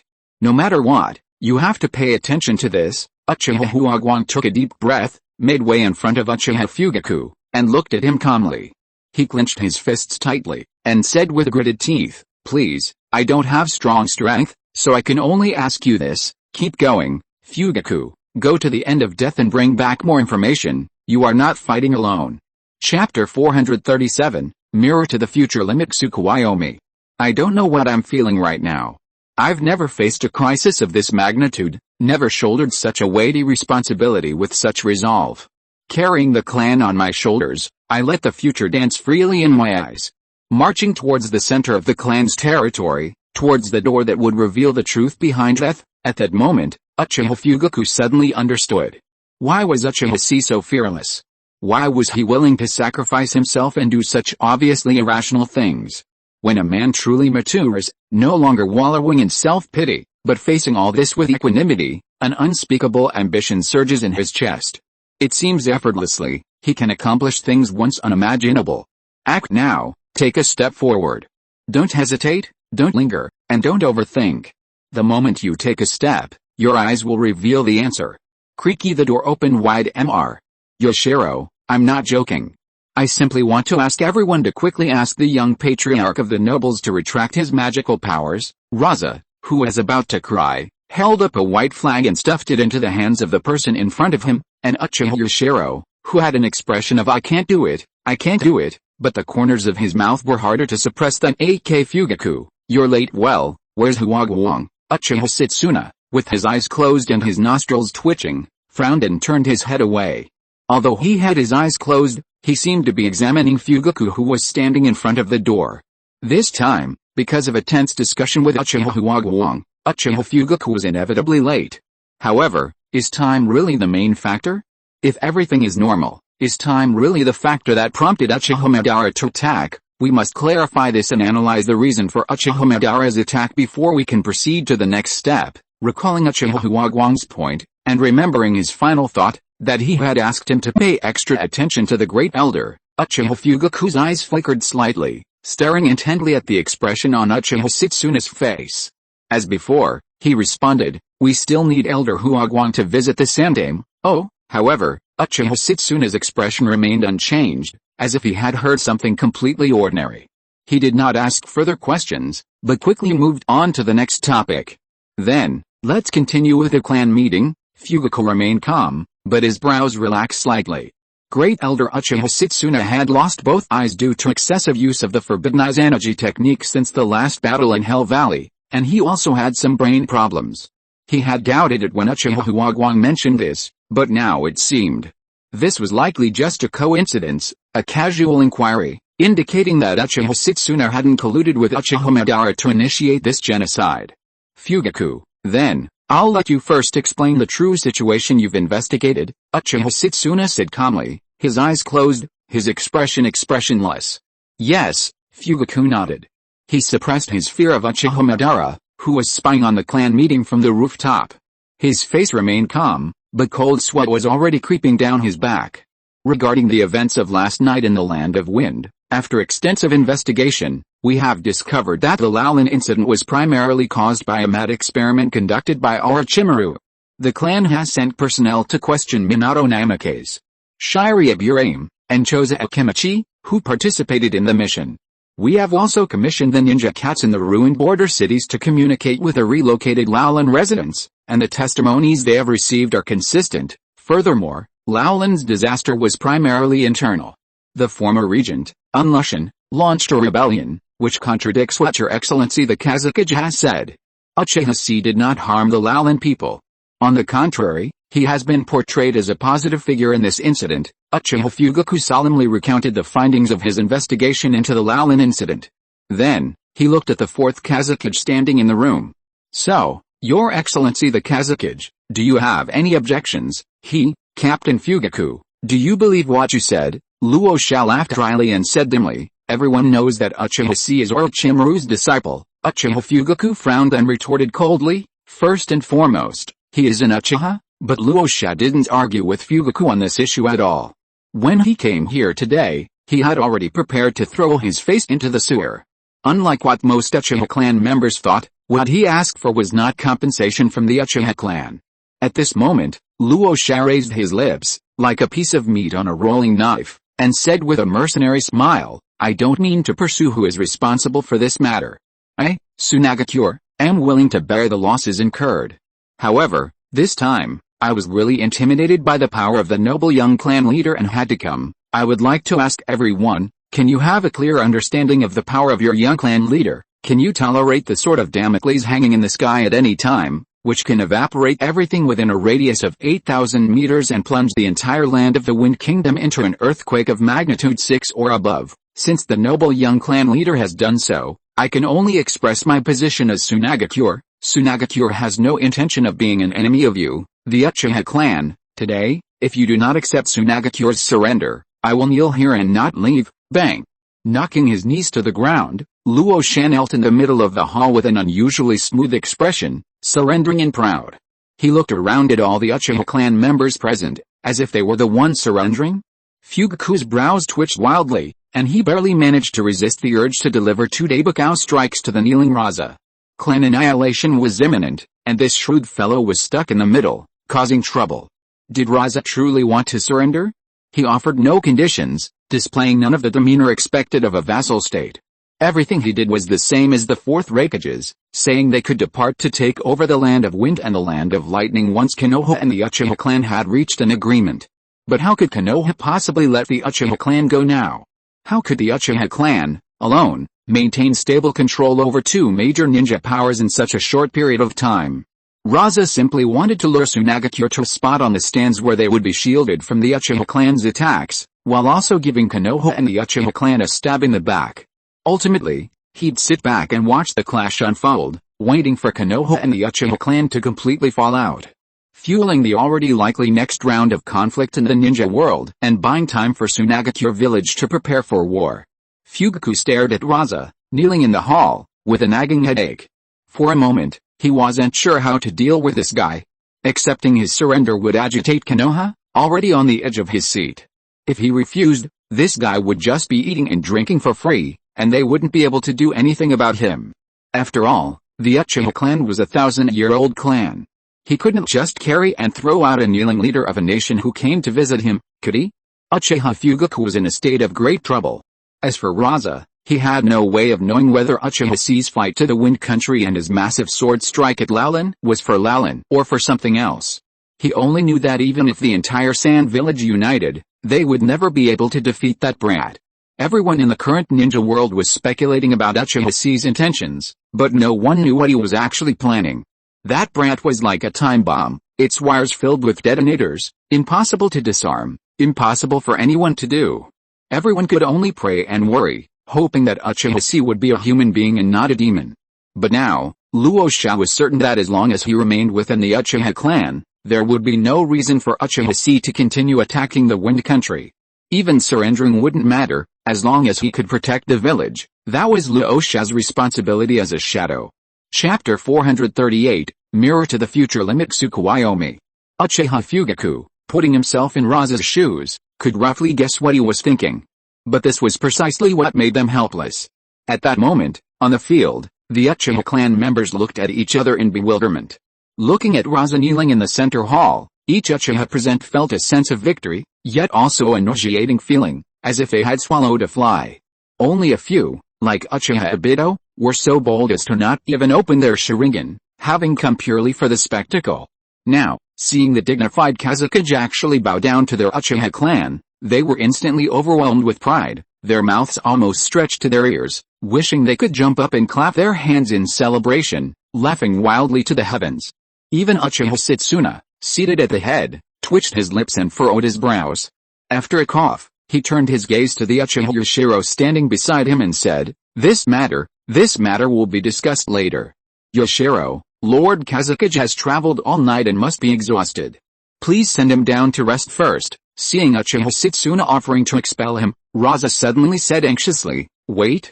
Elder Setsuna, no matter what, please accept this letter of surrender. However, Uchiha Setsuna shook his head and said calmly, There's no rush. We'll discuss this with the Konoha High Command and our clan leader. The incident caused by Raza soon ended. At the signal from the Great Elder, the Uchiha Yoshiro summoned 2 more Uchiha clan members. One on each side, they carried Raza, who refused to get up, out of the venue. At this moment, Uchiha Fugaku perked up, knowing that the climax of the clan meeting was about to begin. At this moment, he noticed that the clock on the wall of the main hall had ticked past number 9. This was the time predicted by the eye technique, Kurado Soul Life, when the clan's annihilation crisis would occur. However, due to his lateness and Raza's incident, the time had actually exceeded the predicted time. In other words, Uchiha Huagwang's guess was correct. The factor that influenced Uchiha Madara's actions was not time. So, what exactly had driven Uchiha Madara, the former clan leader, to return to the clan with such ruthless abandon and commit such a brutal act? While pondering this question in his mind, Uchiha Fugaku suppressed the growing uneasiness in his heart and behaved as usual. His mood could not help but become heavier. At this moment, the great elder Uchiha Setsuna, who was sitting at the side of the head with his eyes closed, his face solemn and sinister, slowly spoke, Well, everyone, let's move on to the next topic. For the first time, everyone presents a smile on the face of this usually serious old man. As if he had thought of something that made the old man extremely happy, he raised the corners of his mouth and spoke in a gentle tone that no one present had ever heard before, regarding Uchiha Chi, the successor to the position of patriarch of the Uchiha clan. I have thought about this matter for a long time, and I think now is the time to put it on the agenda. In this regard, I would like to hear your thoughts. Uchiha Setsuna cast his gaze downward, scanning the faces of the crowd below. Uchiha Shinichi, Yoshiro, Seiichiro, the 8 clan members who had accompanied Fugaku to Unokuni for support, the elite garrison troops returning from Jigakudani, members of the Konoha police force, and the Uchiha clan members sent to Ninja Academy, including Uchiha Obito. With the war over, nearly all of the Uchiha clan's elite forces had gathered there. Finally, his gaze rested on Uchiha Fugaku's face, a questioning look. He had made the decision to strip Uchiha Fugaku of his heir status, and if anyone was most displeased by this, it would have been Uchiha Fugaku, the victim whose status had been inexplicably lost. I agree, however, before Fugaku could express his opinion, the first to stand up was Uchiha Shinichi, a dovish member of the Uchiha clan who had always supported Fugaku's appointment as clan leader. On the battlefield of Rain Country, I was fortunate to fight side by side with that brat and witnessed his heroic fighting style. In this regard, I think that if Uchiha Chi was the clan leader, he could do better than Brother Fugaku. I believe that the clan members who participated in the Battle of Rain Country also think so. After that, Uchiha Shinichi turned his head and looked at Uchiha Fugaku with an apologetic and serious expression on his face. I'm sorry, Brother Fugaku. But, I am serious about this one thing. Soon, the Uchiha members on the field stood up one after another and expressed their attitudes. I agree too, no objection, sorry, Captain Fugaku, but if it was that brat who couldn't even understand how to visit a brothel, not only the doves and hawks, even the middle-aged Uchiha who was Fugaku's subordinate and an elite member of the police department, who used to talk about Uchiha Chi visiting brothels all day long, stood up embarrassedly. On the field, within 2 minutes, only Uchiha Obito, who had simply come to join in the fun, was still kneeling there in a daze, a little confused. No. I haven't taken the Chunin exam yet to become a Chunin. That C guy, why is he going to become the clan leader now? Thinking back to 4 months ago when Uchiha Chi, one of his few friends, was still running D-rank missions all over the village, Uchiha Obito's face was full of disbelief. Akadao Mate, have you made a mistake? I know C has been working hard, but compared to strength, he is only a little better than me at cooking. Uchiha Obito's voice was soon drowned out by the crowd. Soon, someone behind him grabbed his collar, covered his mouth, and lifted him up.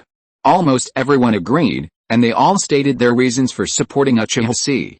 Finally, everyone turned their heads in unison, their gazes fixed on Uchiha Fugaku, standing in the center of the hall. They seemed to be waiting, yet also to be carrying an unshakable momentum, exerting pressure on the former heir to the clan. Watching this scene, even with a death scythe hanging from the ceiling, ready to fall at any moment, Uchiha Fugaku couldn't help but shake his head and chuckle.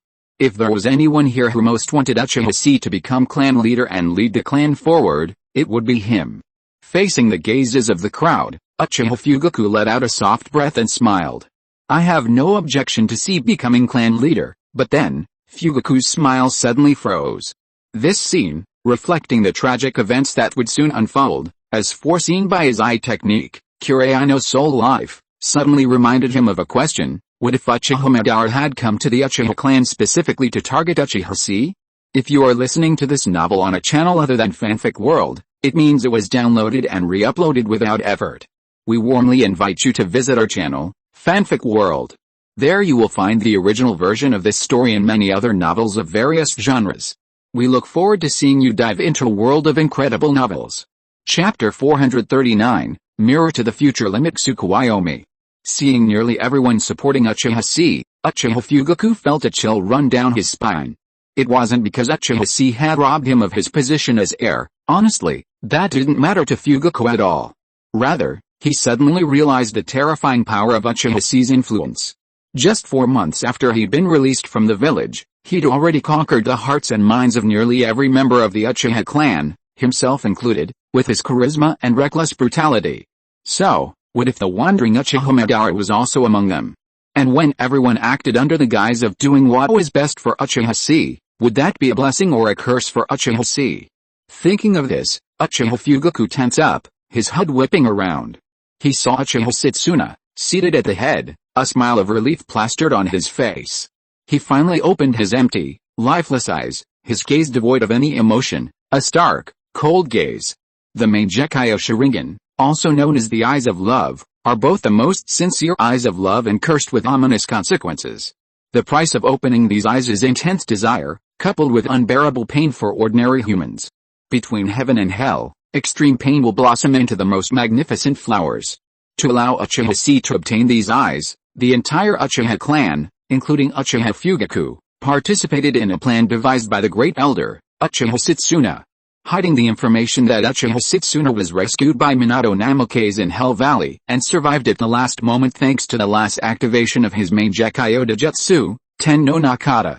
Nearly the entire clan mobilized to sow discrepancies among the major ninja villages, distracting those who knew the information and distracting them from this minor incident.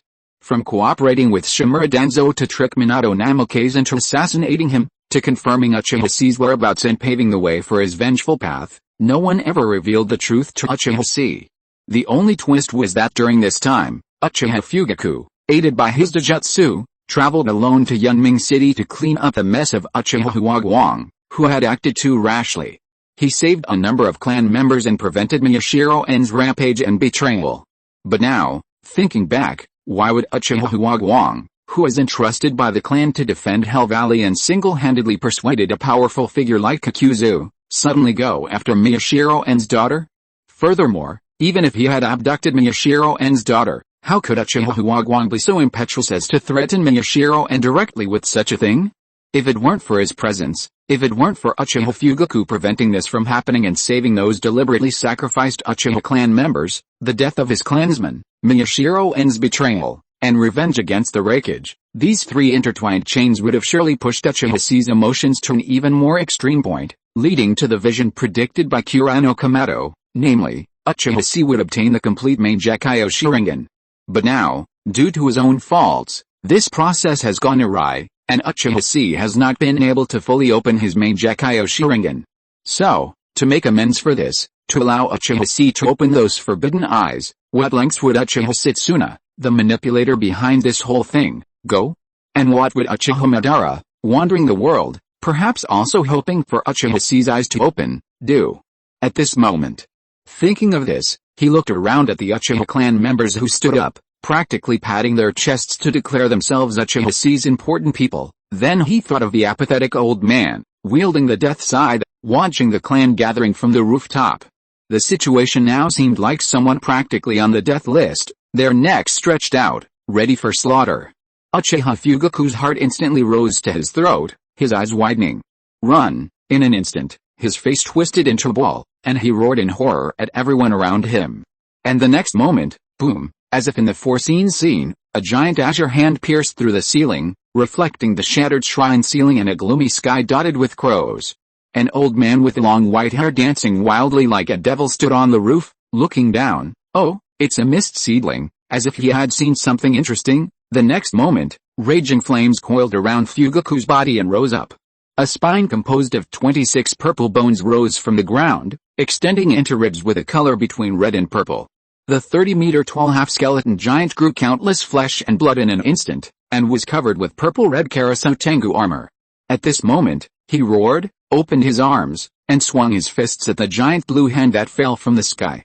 Standing within Susanoo, panting, clutching his eyes, tears streaming with blood from pushing Susanoo to its limit in an instant, Uchiha Fugaku suddenly raised his head, his eyes narrowed in anger as he glared at the cold, withered, white-haired old man on the roof.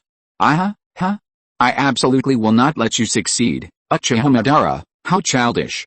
I noticed you the moment you walked in, looking frightened yet feigning indifference. I thought you had something to surprise me with, but now it seems. The old man with the withered white hair opened his Sharingan, adorned with 3 jet black Magatama beads, and sneered down at Uchiha Fugaku. You're impatient and impatient, you can't protect anything. Bang! The purple-red Susanoo collided with the azure giant palm, and in that moment, they met in a stalemate, each evenly matched. The violent blast of air created by the collision sent all the Uchiha clan members flying. Tables, easels, doors, windows, and screens were instantly propelled outwards. The belatedly aware Uchiha clan members stared at the scene in horror. At this moment, Uchiha Fugaku's expression suddenly brightened. With Tsuku Aomi ineffective against Uchiha Madara, and Kurei's soul life definitely not a combat technique, he had only Susanoo to rely on. If his Susanoo could withstand Uchiha Madara. However, as if to shatter all his pride in the hard-won uprightness of his spine, the old man standing on the roof remained motionless. Only in his scarlet eyes, which gazed indifferently at the scene, did 3 pitch-black Magatama twirl slightly. The next moment, far beyond Uchiha Fugaku's imagination, the azure Susanoo hand he'd been struggling to support suddenly pulled back, his vision suddenly clearing. Then, a massive, armored azure foot suddenly descended from the sky, expanding and growing in size as it did so. From 5 meters in diameter, to 10, 20, 50 meters. It obscured the sky, instantly obliterating all vision overhead, crushing the Nanga shrine. The insurmountable force descended like a landslide. Uchiha Fugaku couldn't help but stare wide-eyed, his face flushing. Then pale. The pain of nearly being crushed to smithereens lasted only a moment. Bones, flesh, and tendons snapped, blood splattered like a fountain. Then, in an instant, the violent wind blew away, scattering the fragments across the sky. Uchiha Fugaku's vision went dark, and a strange yet familiar voice echoed in his ears, that of Uchiha Huaguang. Fugaku, are you okay, Fugaku, hey? Chapter 440, The Narrow Space, The Forgotten. Fugaku, are you okay, Fugaku, hey? A familiar yet unfamiliar voice echoed in his ears, and Uchiha Fugaku suddenly looked up. He was standing before the door of his own mansion. He was once again standing on the road that led straight to hell, to the Nanga shrine. But with a slight difference, Uchiha Fugaku took a deep breath, and a slightly sinister smile appeared on his face, throbbing with pain. The 3rd stage Susanoo he had activated with all his might was nothing more than a joke before Uchiha Madara. It was completely shattered in an instant. However, When the future was no longer shrouded in mystery, the unknown fear lay ahead. Uchiha Madara's purpose, the reason for his attack, the strangeness of the great elder Uchiha Setsuna, this clan meeting that seemed to have been orchestrated in advance, everything was reflected in his Mangekyo Sharingan. All the problems were laid bare before him. What remained was to rely on trial and error, a near-infinite repetition to create a miracle. And right now, the one thing that must be ascertained is this: Uchiha Fugaku suddenly raised his head and looked at Uchiha Huagwang in front of him. He stretched out his hands, grabbed the other's shoulders, and stared at the other with a pair of intricately patterned scarlet Mangekyo Sharingan. Huagwang-senpai, can I trust you? Uchiha Huagwang was silent for a moment, looking at Uchiha Fugaku in front of him, who seemed to have completely transformed his spirit and energy. His eyes were full of surprise, but soon, he nodded calmly and asked, "What do you want to know?" After the Battle of Hell Valley, the great elder Uchiha Setsuna, Fugaku stared into Huagwang's eyes, said this name, and questioned coldly, "Is he crazy?" As soon as this question came out, Uchiha Huagwang was shocked and his pupils suddenly shrank. "What are you?" Uchiha Fugaku interrupted him in a deep voice. "To save the clan, you must know what happened to him. Tell me everything you know." The key to the entire genocide lies in the remarkably unassuming Uchiha Setsuna. As long as the old man doesn't raise the issue of C becoming clan leader, revealing the clan's closeness to Uchiha Seta Madara, the genocide can be delayed, perhaps even averted. For unknown reasons, Madara seems hesitant, waiting, as if he still possesses a certain humanity, or perhaps he's surveying the world from a higher dimension, regarding the decision of whether to kill them as no different than stepping on an ant. Therefore, the key lies with Uchiha Setsuna. Under Madara's nose, they must convince him of the consequences of their actions, without revealing any information about him, and prevent him from leading the clan to their doom. Uchiha Huagwang was silent for a moment, his expression slightly conflicted. But finally, under Fugaku's sincere gaze, he sighed and recounted this story. Dojutsu, Heaven's eternal standing. This is the great elder's Mangekyo Dojutsu, a forbidden Dojutsu of time. It grants its possessor a terrifying, nearly unkillable ability to survive. Besides a future of blindness, this Dojutsu, which exploits the rift between reality and fantasy, has another side effect: forgetfulness. And the great elder, he's not crazy, he's simply forgotten. He forgot Uchiha C, the brat he treated like his own grandson. Meanwhile, at Myaboku Mountain, endless dark clouds hovered over the entire Toad Kingdom. The unicorn in the sky suppressed a terrifying aura that could instantly ignite both sky and earth. A flash of white light suddenly appeared, a brutal white glow illuminating the faces of every toad on Myaboku Mountain. Under this terrifying divine power, Uchiha C slowly floated into the air. A layer of dragon bone armor, a mixture of crimson and pale white, gradually emerged from his body. Thunder and blazing sparks echoed, his eyeshadow gradually turned purple, and his pupils gradually transformed into a pair of vertical golden pupils. Silently, Sage Form, Eternal Form, Power Suit, Susanoo, Lightning Release, Chakra Mode, Fire Release, Chakra Mode, Sage Transformation, Cursed Seal II, layer upon layer of buffs applied to him. Uchiha C's aura grew increasingly terrifying, gradually becoming so powerful that the toads of Mount Myaboku were completely bewildered. It seemed as if he would unfurl his arms and declare his dominance over the entire Mount Myaboku. Below, Fukasaku, Shima, the mountain-like Gamabunta, Gamakn, Gamahiro, and the rest of the Mount Myaboku high-ranking officials stared blankly, their faces pale. Even the great toad sage, who had just roared at Uchiha C, felt a wave of unease, his expression stiffening as he suddenly reflected, was he a little too loud earlier? Meanwhile, floating in midair, Uchiha C twisted his neck, looking down at the great toad sage below. His indifferent voice suddenly resonated throughout Myaboku Mountain. "You just said, the power of all things? The last chance, Gamamaru." Uchiha C's pupils suddenly constricted, and he demanded sternly, "Does this we of yours include someone named Uchiha Setsuna?" The great toad sage's expression suddenly changed, and he secretly thought this was not good.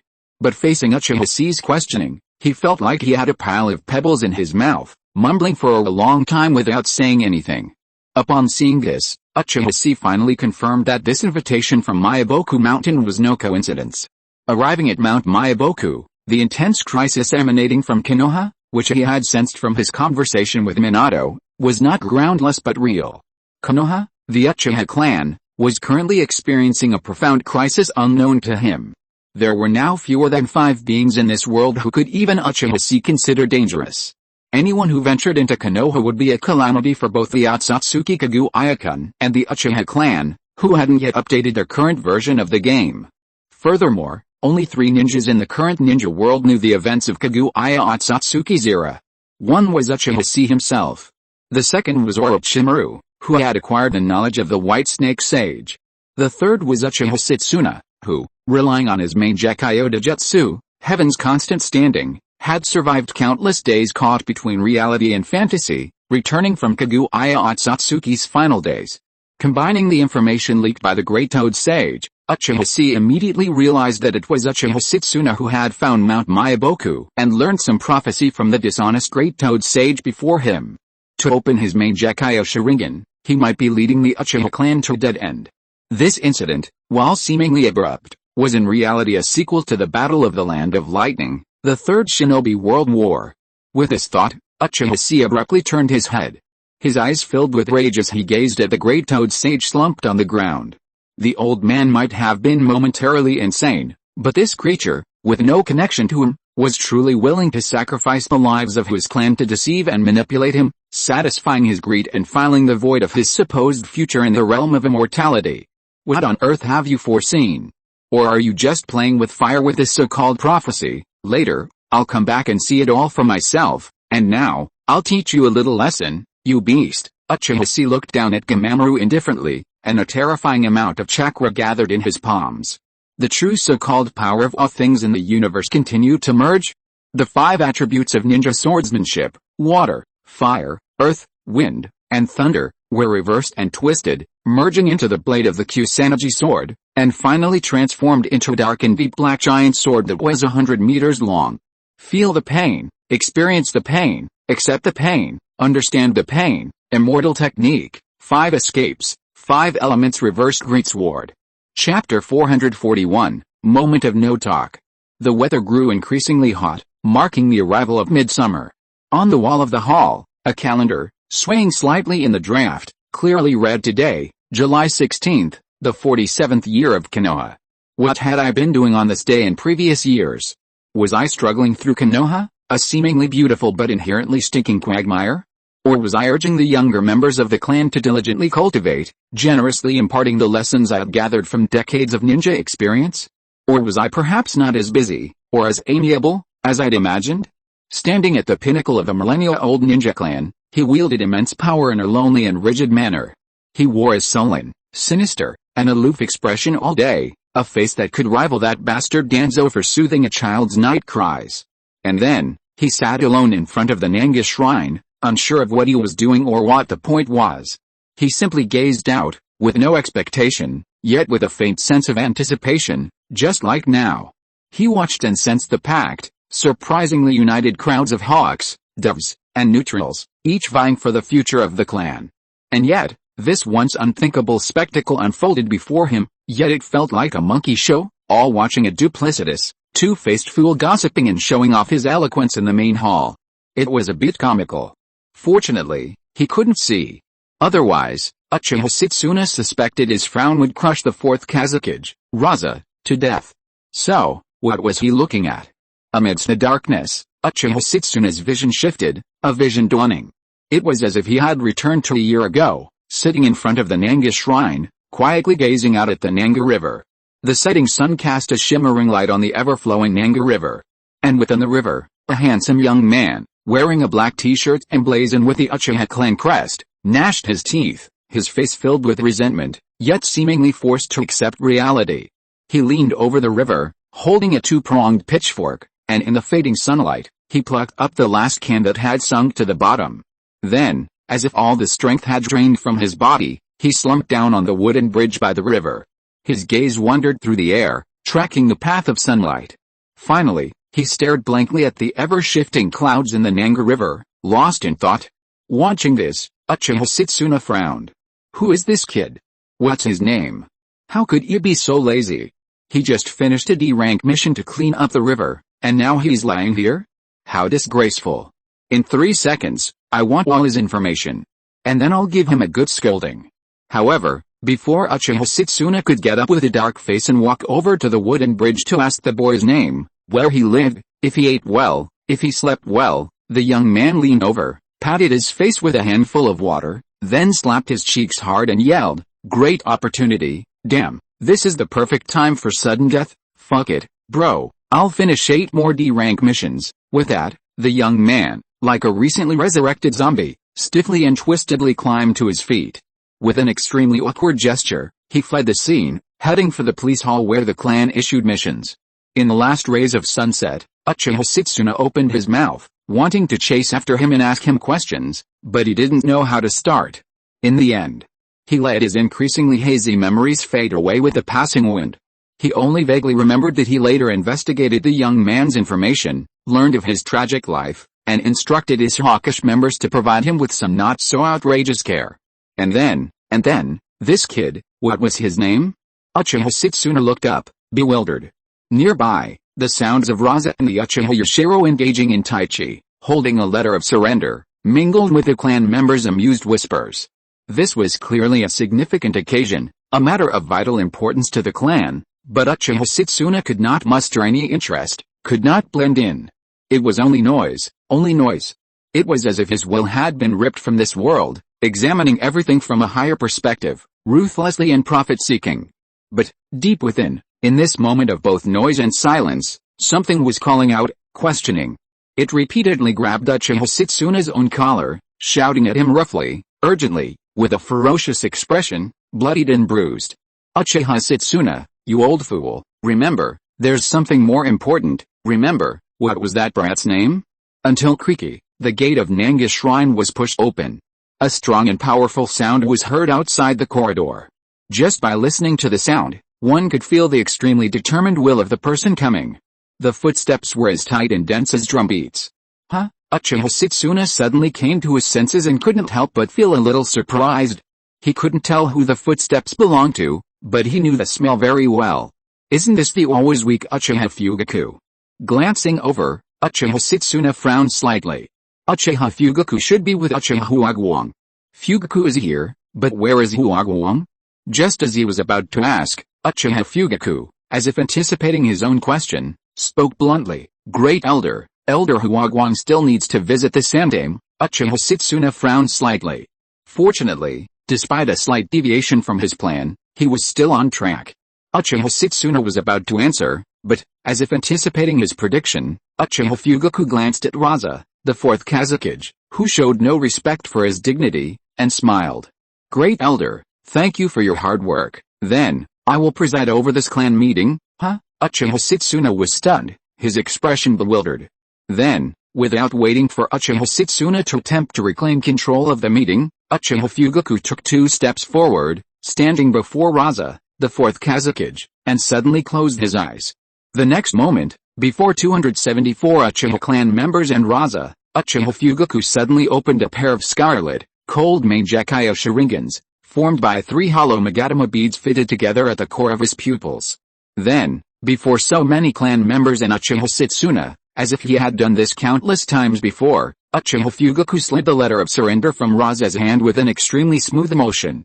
Then, staring coldly at Raza, with a look and tone of disdain, as if looking at a small fry, he said coldly, "The surrender of Tsunagakure, the Uchiha clan accepts it."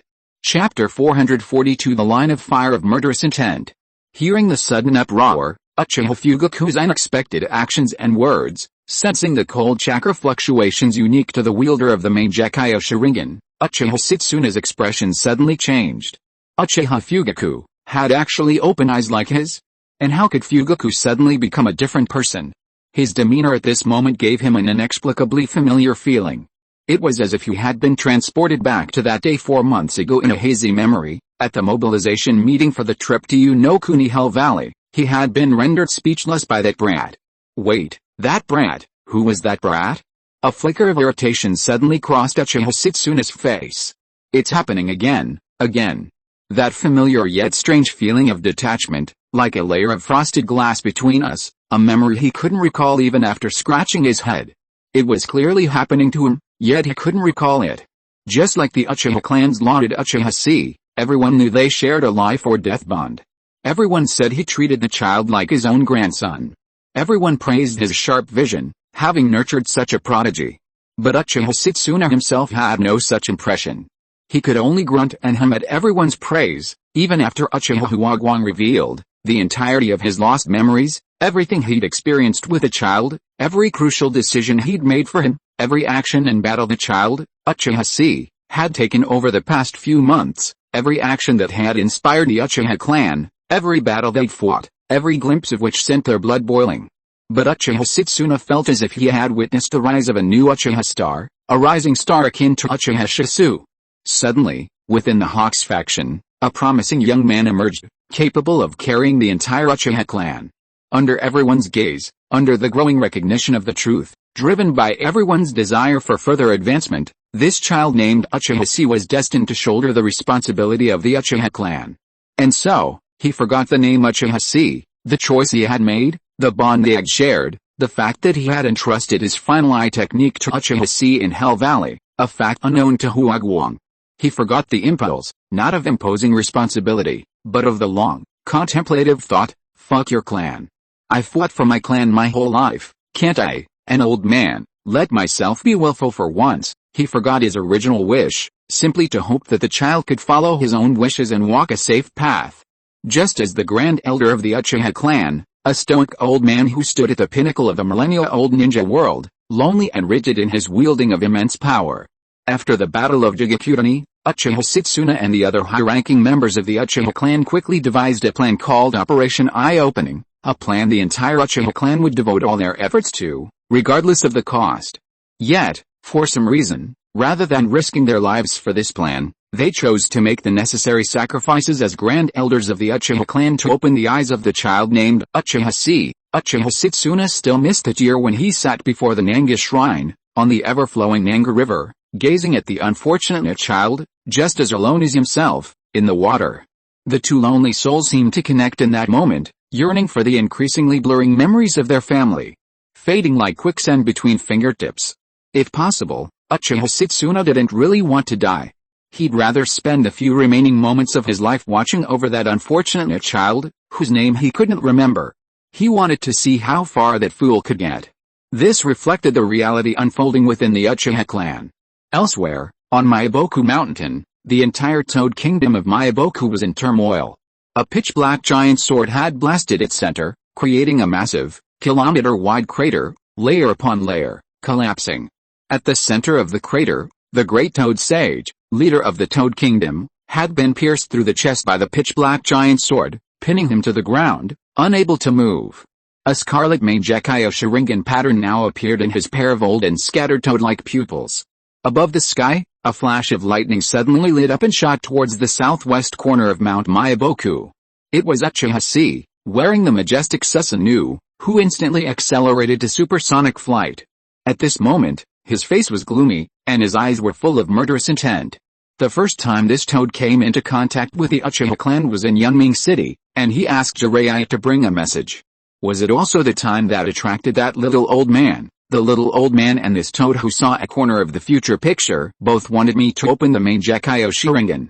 So, in the predicted crisis, the toad deliberately induced the little old man to make a sacrifice and lead the future to the direction it wanted to see. Also, the crisis in the prophecy is Uchiha Madara. In addition, there is something strange about Uchiha Madara's sudden trip to Konoha.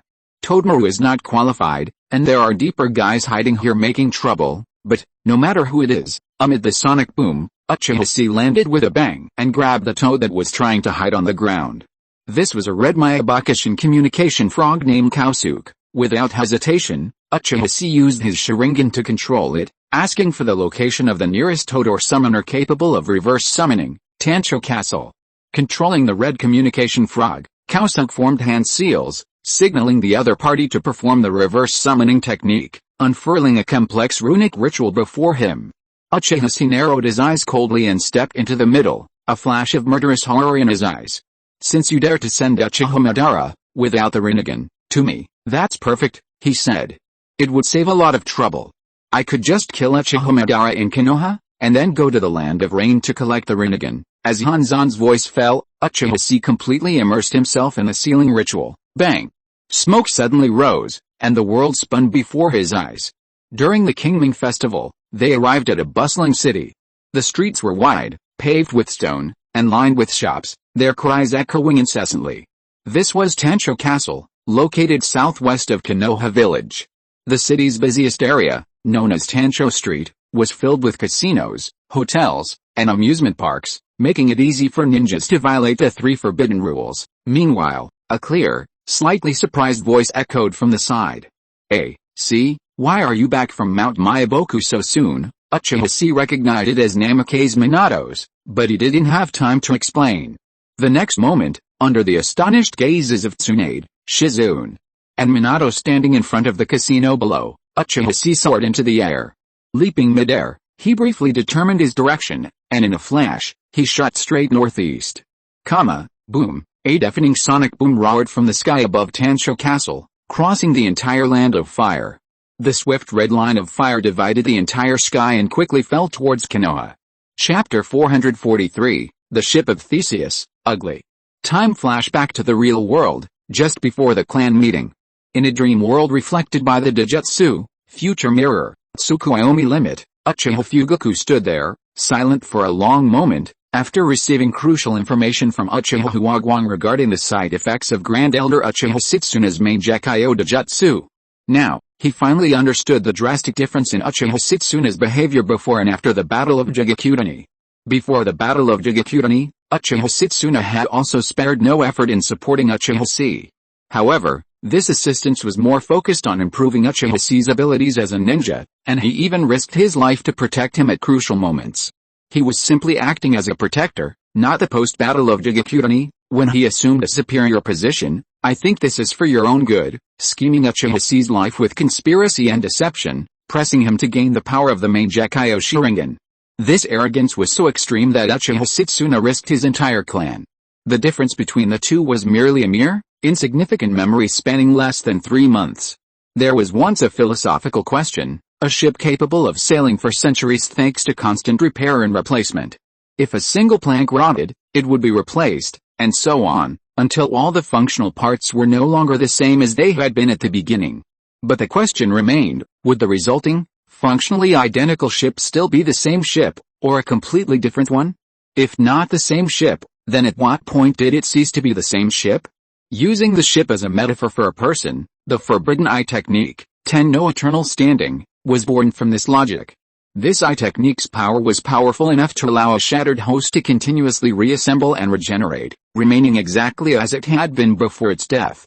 The price, however, was simply the loss of a relatively small number of memories, personality, abilities, and even the very core that sustained it, in order to restore the will of the Uchiha clan to its former glory. So, was Uchiha Setsuna still Uchiha Setsuna? Yes, the Great Elder is still the Great Elder, it's just that, due to the loss of his memory, he no longer trusts that brat Uchiha. Uchiha Fugaku took a deep breath, raised his head, and gazed at the solemn shrine at the foot of the Minamiga River. And what I have to do is, with this resolve in mind, Uchiha Fugaku faced the glimmer of dawn, his eyes growing ever more resolute. Make him regain that trust, however, this time, Uchiha Fugaku did not move forward. Instead, he stood at his doorstep, silently counting down the seconds in his mind.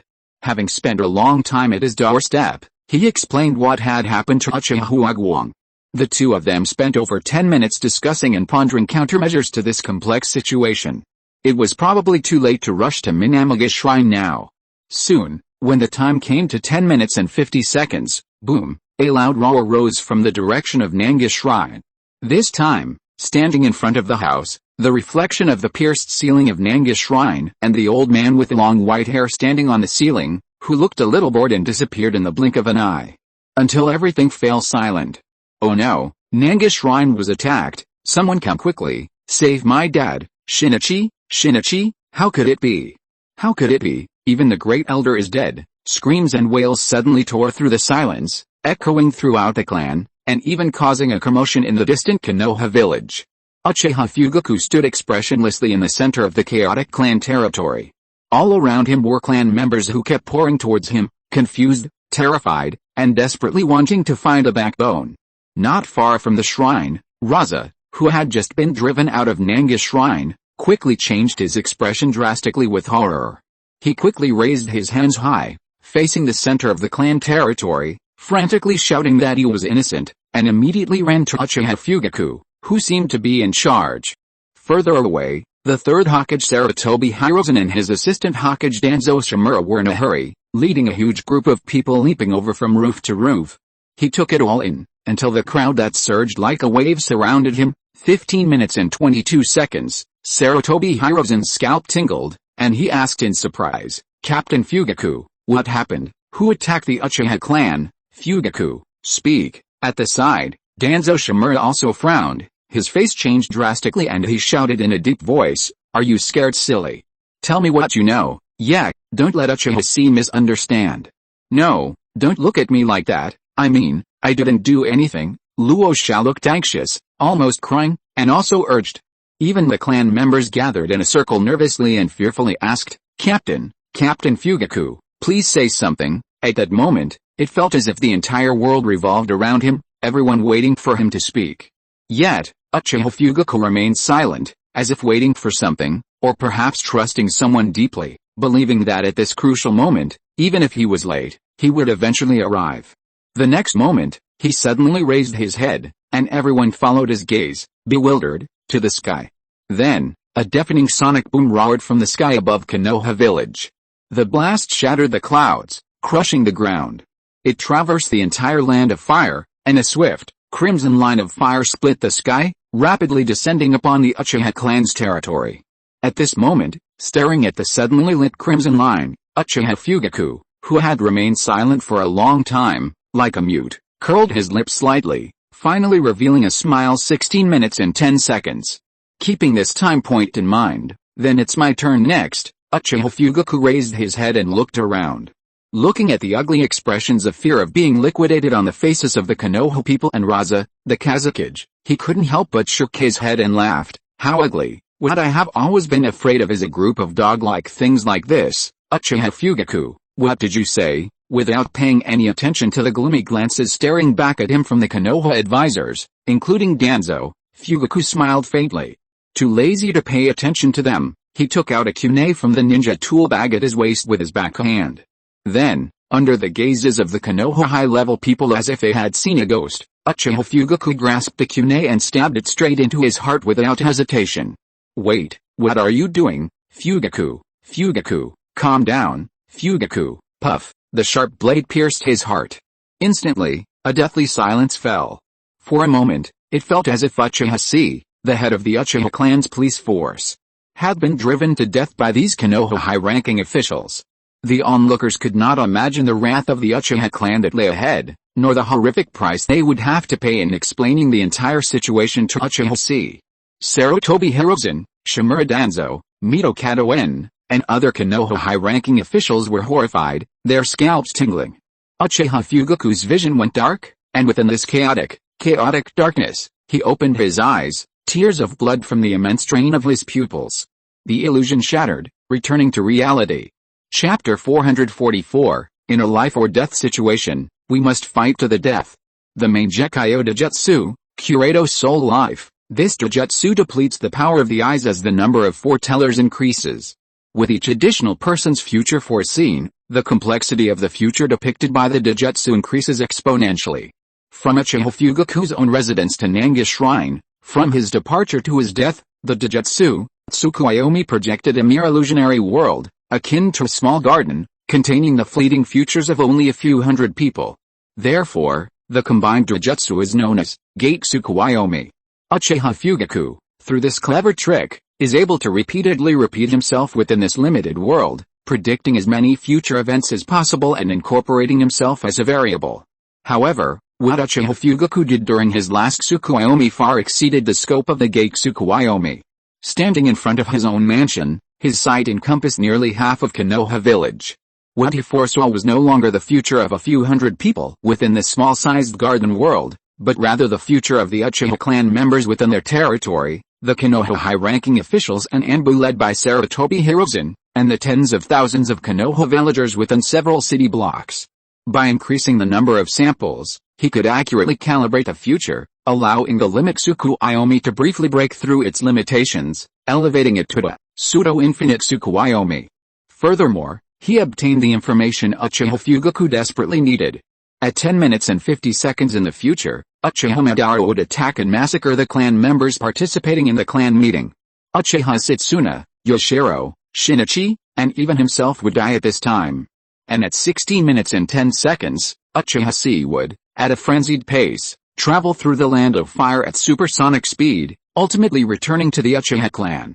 Then it is easy to draw the conclusion that if the clan meeting can be delayed until Uchiha Chi returns to Konoha, and at least Uchiha Madara's point is not detonated until 16 minutes and 0 seconds later, then based on the conclusion drawn from several attempts, with the advantage of intelligence, not to mention defeating Uchiha Madara, just to survive the opponent for 10 seconds, with my ability, I should be able to do it.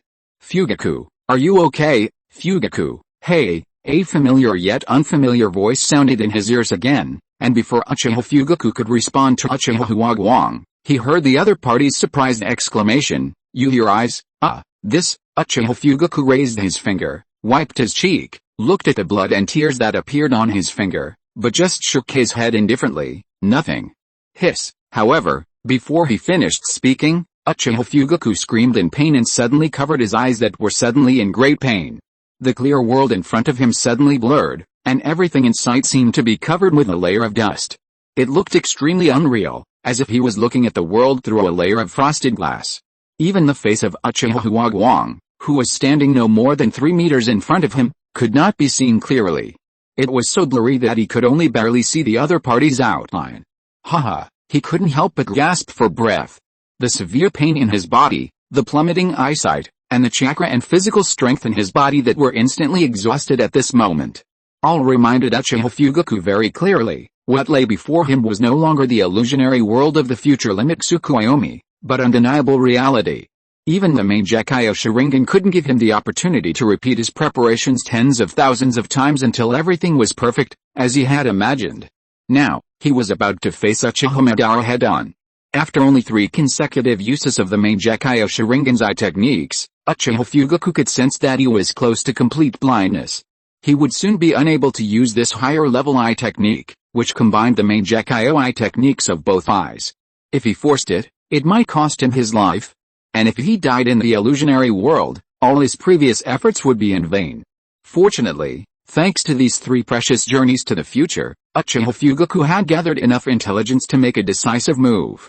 With this thought, Uchiha Fugaku stood up straight on his knees, enduring the fatigue all over his body and the pain in his eyes.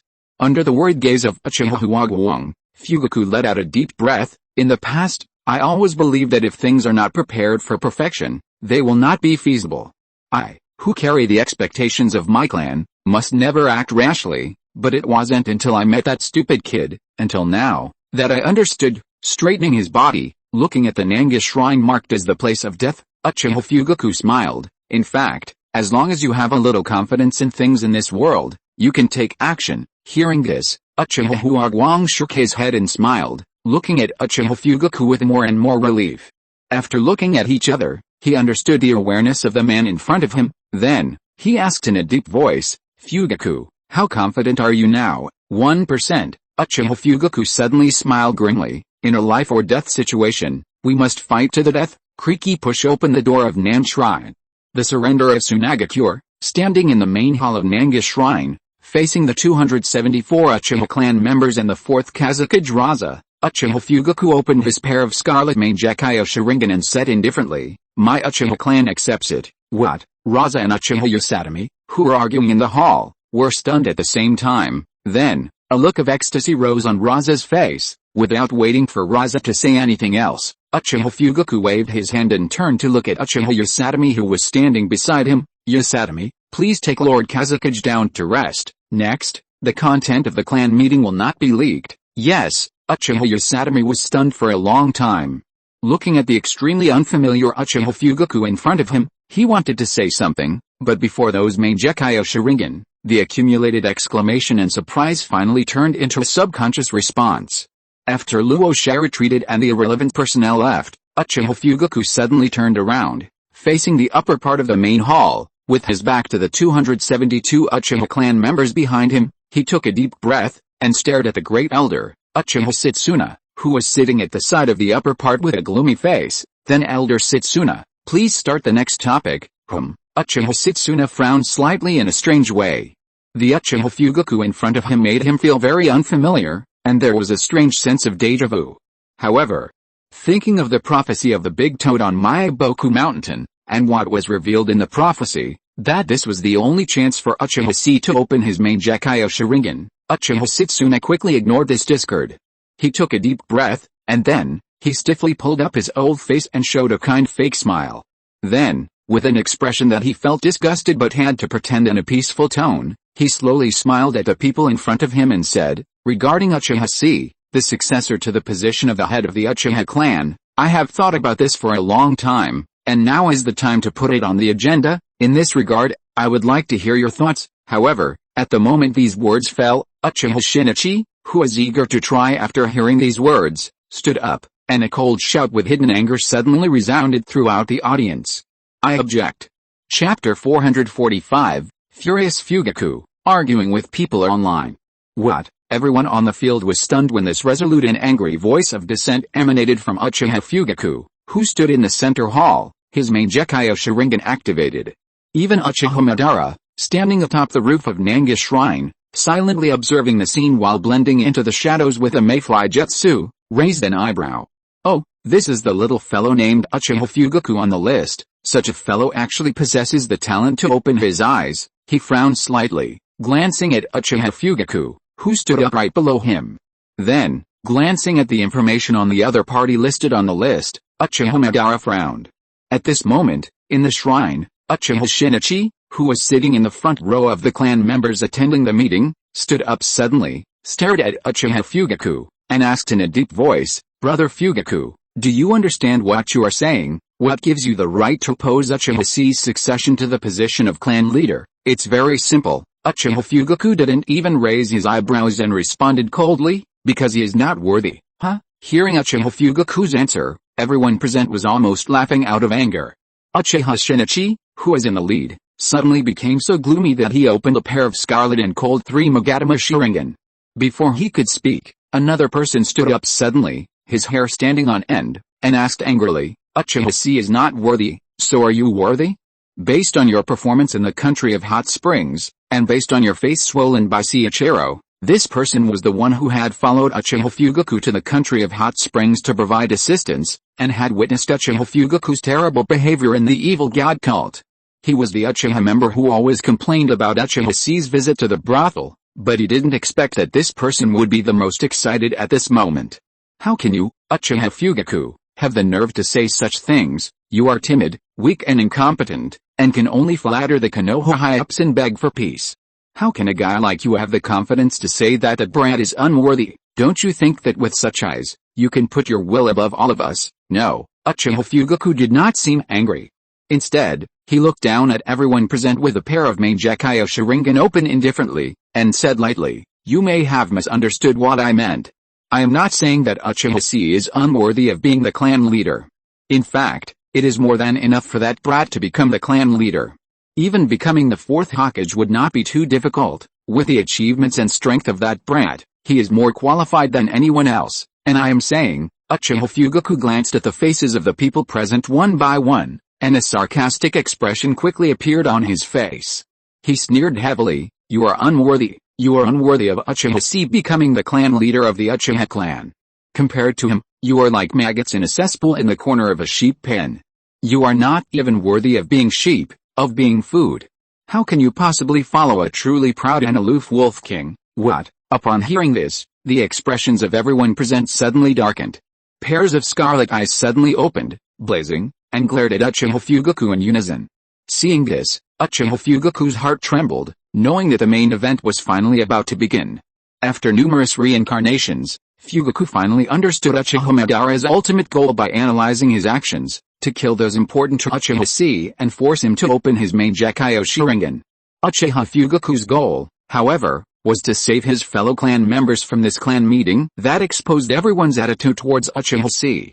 However, even with his main Gekyo Sharingan, Fugaku couldn't change the will of any of his clan members in a short period of time. Persuasion was ineffective and would only expose him, leading to his own death at the hands of Uchiha Madara. The only option left was confrontation. Under Madara's nose, he'd execute a covert, deceptive, and sophistry operation. At this moment, seeing that everyone's emotions were provoked, Uchiha Fugaku immediately struck while the iron was hot, angrily widened his pair of Mangekyou Sharingan, and looked around at everyone. What? Is there something wrong with what I said? He turned his head suddenly and glared at Uchiha Shinichi coldly. You, Uchiha Shinichi? What is your purpose in wanting Uchiha C to become the clan leader? Is it because you sincerely recognize this brat whom you have only met a few times? Or, what you want is actually just the benefits that Uchiha C can bring to you after becoming the clan leader? Fugaku then raised his eyes to look at everyone with contempt and sneered. And you, Uchiha Yaoi, and everyone sitting here, many of you have never even seen Uchiha C once. Ask yourselves, do you really want Uchiha C to become the clan leader? Or, are you greedy for the vanity that can be brought to you after the strongest person in the ninja world becomes the leader of the clan? You Fugaku, you are going too far. Uchiha Shinichi couldn't help but tremble, his face flushed and wide, and the veins on his forehead popped out. Back then on the battlefield of Rain Country, you mean, on the battlefield of Rain Country, I dragged you back from a mission where you were supposed to die. How could such an Uchiha C not be recognized? Uchiha Fugaku interrupted him with a sneer. Listen, it's a constant truth that the weak admire the strong, but this is not an excuse for a bunch of trash to use the so-called blood relationship to cling to the powerful. Fugaku looked at everyone with disdain, and then questioned in an extremely confident tone, just like Uchiha Madara back then, you betrayed him because you coveted the peace brought by Uchiha Madara. Now, how can I not doubt that you will do the same as you betrayed Uchiha Madara back then? Betray Uchiha C, when Uchiha C becomes the clan leader, when he gives you what you want, when your vanity is satisfied, when your arrogance reaches its peak. What choice would you make in a predicament like the one we faced over 40 years ago? You don't deserve it, do you understand? You never gave Uchiha C any substantial help in his growth, stood by him, or helped him endure any hardship. He's been fighting alone all this time. Uchiha Fugaku shouted coldly, since you haven't shared the joys and sorrows with him, walked shoulder to shoulder with him, then don't covet the honor that doesn't belong to you, because you don't deserve it. These cold words, each one piercing the heart, pierced the hearts of everyone present like a knife. Yes, Uchiha Madara was as powerful back then, as powerful as Uchiha C is now. Yet, the Uchiha clan still betrayed the previous clan leader out of greed for the present peace. At this moment, just as at that moment, Fugaku's words made everyone present, with extremely grim expressions, think of this question, are their actions so far really worthy of Uchiha C becoming the clan's patriarch? And with this thought, everyone's eyes couldn't help but focus on Uchiha Setsuna, who was sitting at the side of the hall at the head of the hall. If you are listening to this novel on a channel other than Fanfic World, it means it was downloaded and re-uploaded without effort. We warmly invite you to visit our channel, Fanfic World. There you will find the original version of this story and many other novels of various genres. We look forward to seeing you dive into a world of incredible novels. Chapter 446 Uchiha's Second Choice. If we ask whether the Uchiha clan actually did anything to aid Uchiha C during those brief months of his development, the truth is they did. Whether it was the massive mobilization of the clan before the Battle of Jigakutani to avenge the assassination of the young clan leader and the bloodbath at the Ninja Kingdom Exchange, or the clan-wide coordinated plan after the Battle of Jigakutani, the core initiator was the great elder Uchiha Setsuna, who had provided so much assistance to Uchiha C, had first discovered him, and had stood by him through thick and thin. Now, facing Uchiha Fugaku's questioning, the Uchiha clan desperately needed Uchiha Setsuna to step forward and acknowledge the legitimacy of their actions, to confirm that they weren't completely in vain, to prove that they weren't acting solely for the perceived benefits of Uchiha C becoming clan leader. In truth, the clan was initially divided over Uchiha C's appointment as young clan leader and Uchiha Fugaku's removal as heir apparent by Uchiha Setsuna. However, Uchiha C's actions later won them over. He bombarded the Senju clan's territory with his hollow dog, confronted and suppressed the Nine Tails, defeated the Jinchuriki of the Two Tails and the Eight Tails, and confronted the most powerful figure in the ninja world, the third Hokage. He accomplished what countless previous clan leaders had struggled to accomplish. In the midst of the Third Shinobi World War, where the situation was unclear and the ninja world was in turmoil, they were willing to risk their lives to carry out crucial missions deep behind enemy lines. They sincerely hoped their actions would be of some benefit to Uchiha C, who was about to set foot in Yunming City again. Back then, they hadn't been afraid. But now, facing Fugaku's questioning, Facing the final moment of dividing the pie, they were speechless, even a little embarrassed. Just like their betrayal of Uchiha Madara, it was a thorn in his heart, and at the same time, a thorn in the hearts of all the Uchiha clan that could not be let go. The Uchiha clan was actually a little uneasy at this moment, facing Uchiha Chi, who was about to become the new clan leader according to the procedures. On the one hand, they were indeed looking forward to the growth of Uchiha Chi, hoping that he would lead the clan to greater strength. On the other hand, they also doubted that, as Uchiha Fugaku had said, they had done too little in this process, mainly because they had not had enough time. After all, who could have imagined that in less than 4 months, that brat Uchiha Chi would become almost invincible? Now, facing the growth of Uchiha Chi, everyone felt like they had won a pie in the sky. It was too unreal. He's just spent over $1 billion, and he's invincible. But we still have so much money left to spend. The private fundraising, the selling of ancestral property, the clan's demise, and all that drama haven't even started yet. That's why Uchiha Fugaku's words, so revealing at this moment, were so resonant that they silenced everyone present, forcing them to look at Uchiha Setsuna with a touch of shame. Even from the rooftop, watching the events unfold at Nanga Shrine, the aging, withered old man Uchiha Madara, the one Fugaku had described as the one betrayed by his clan, fell silent. Though Uchiha Madara appeared indifferent to the betrayal, his true feelings were only clear to him. That incident was already filled with frustration. It was a torment not only for him but also for the entire clan at the time. Having survived the entire Warring States period, even the Uchiha clan, a millennium-old clan, had already lost some of its talent and lacked fresh blood. Faced with a finally achieved peace, relying on the information deciphered from the ancestral stone tablet beneath the Nanga Shrine, which only Madara Uchiha could decipher with his eternal Mangekyo Sharingan, was clearly insufficient to convince the clan. Furthermore, with the establishment of major ninja villages outside, the landscape of the ninja world was changing, and the clan's dominant position in the Warring States period was no longer the separatist situation. There were indeed voices within the clan who wanted to follow Madara Uchiha's departure. Uchiha Setsuna, the blind old man currently seated at the side of the upper hall of the Nanga Shrine, had been a devoted supporter of Uchiha Madara 40 years ago. He had once considered following him, a compromise within the clan. After all, as long as Madara had someone close to him, they could always contact him, allowing him to discuss matters with the clan should he need them. However, the naturally proud Uchiha Madara refused this seemingly alms offer. He also realized that Uchiha Setsuna lacked the talent to awaken his Mangekyo Sharingan.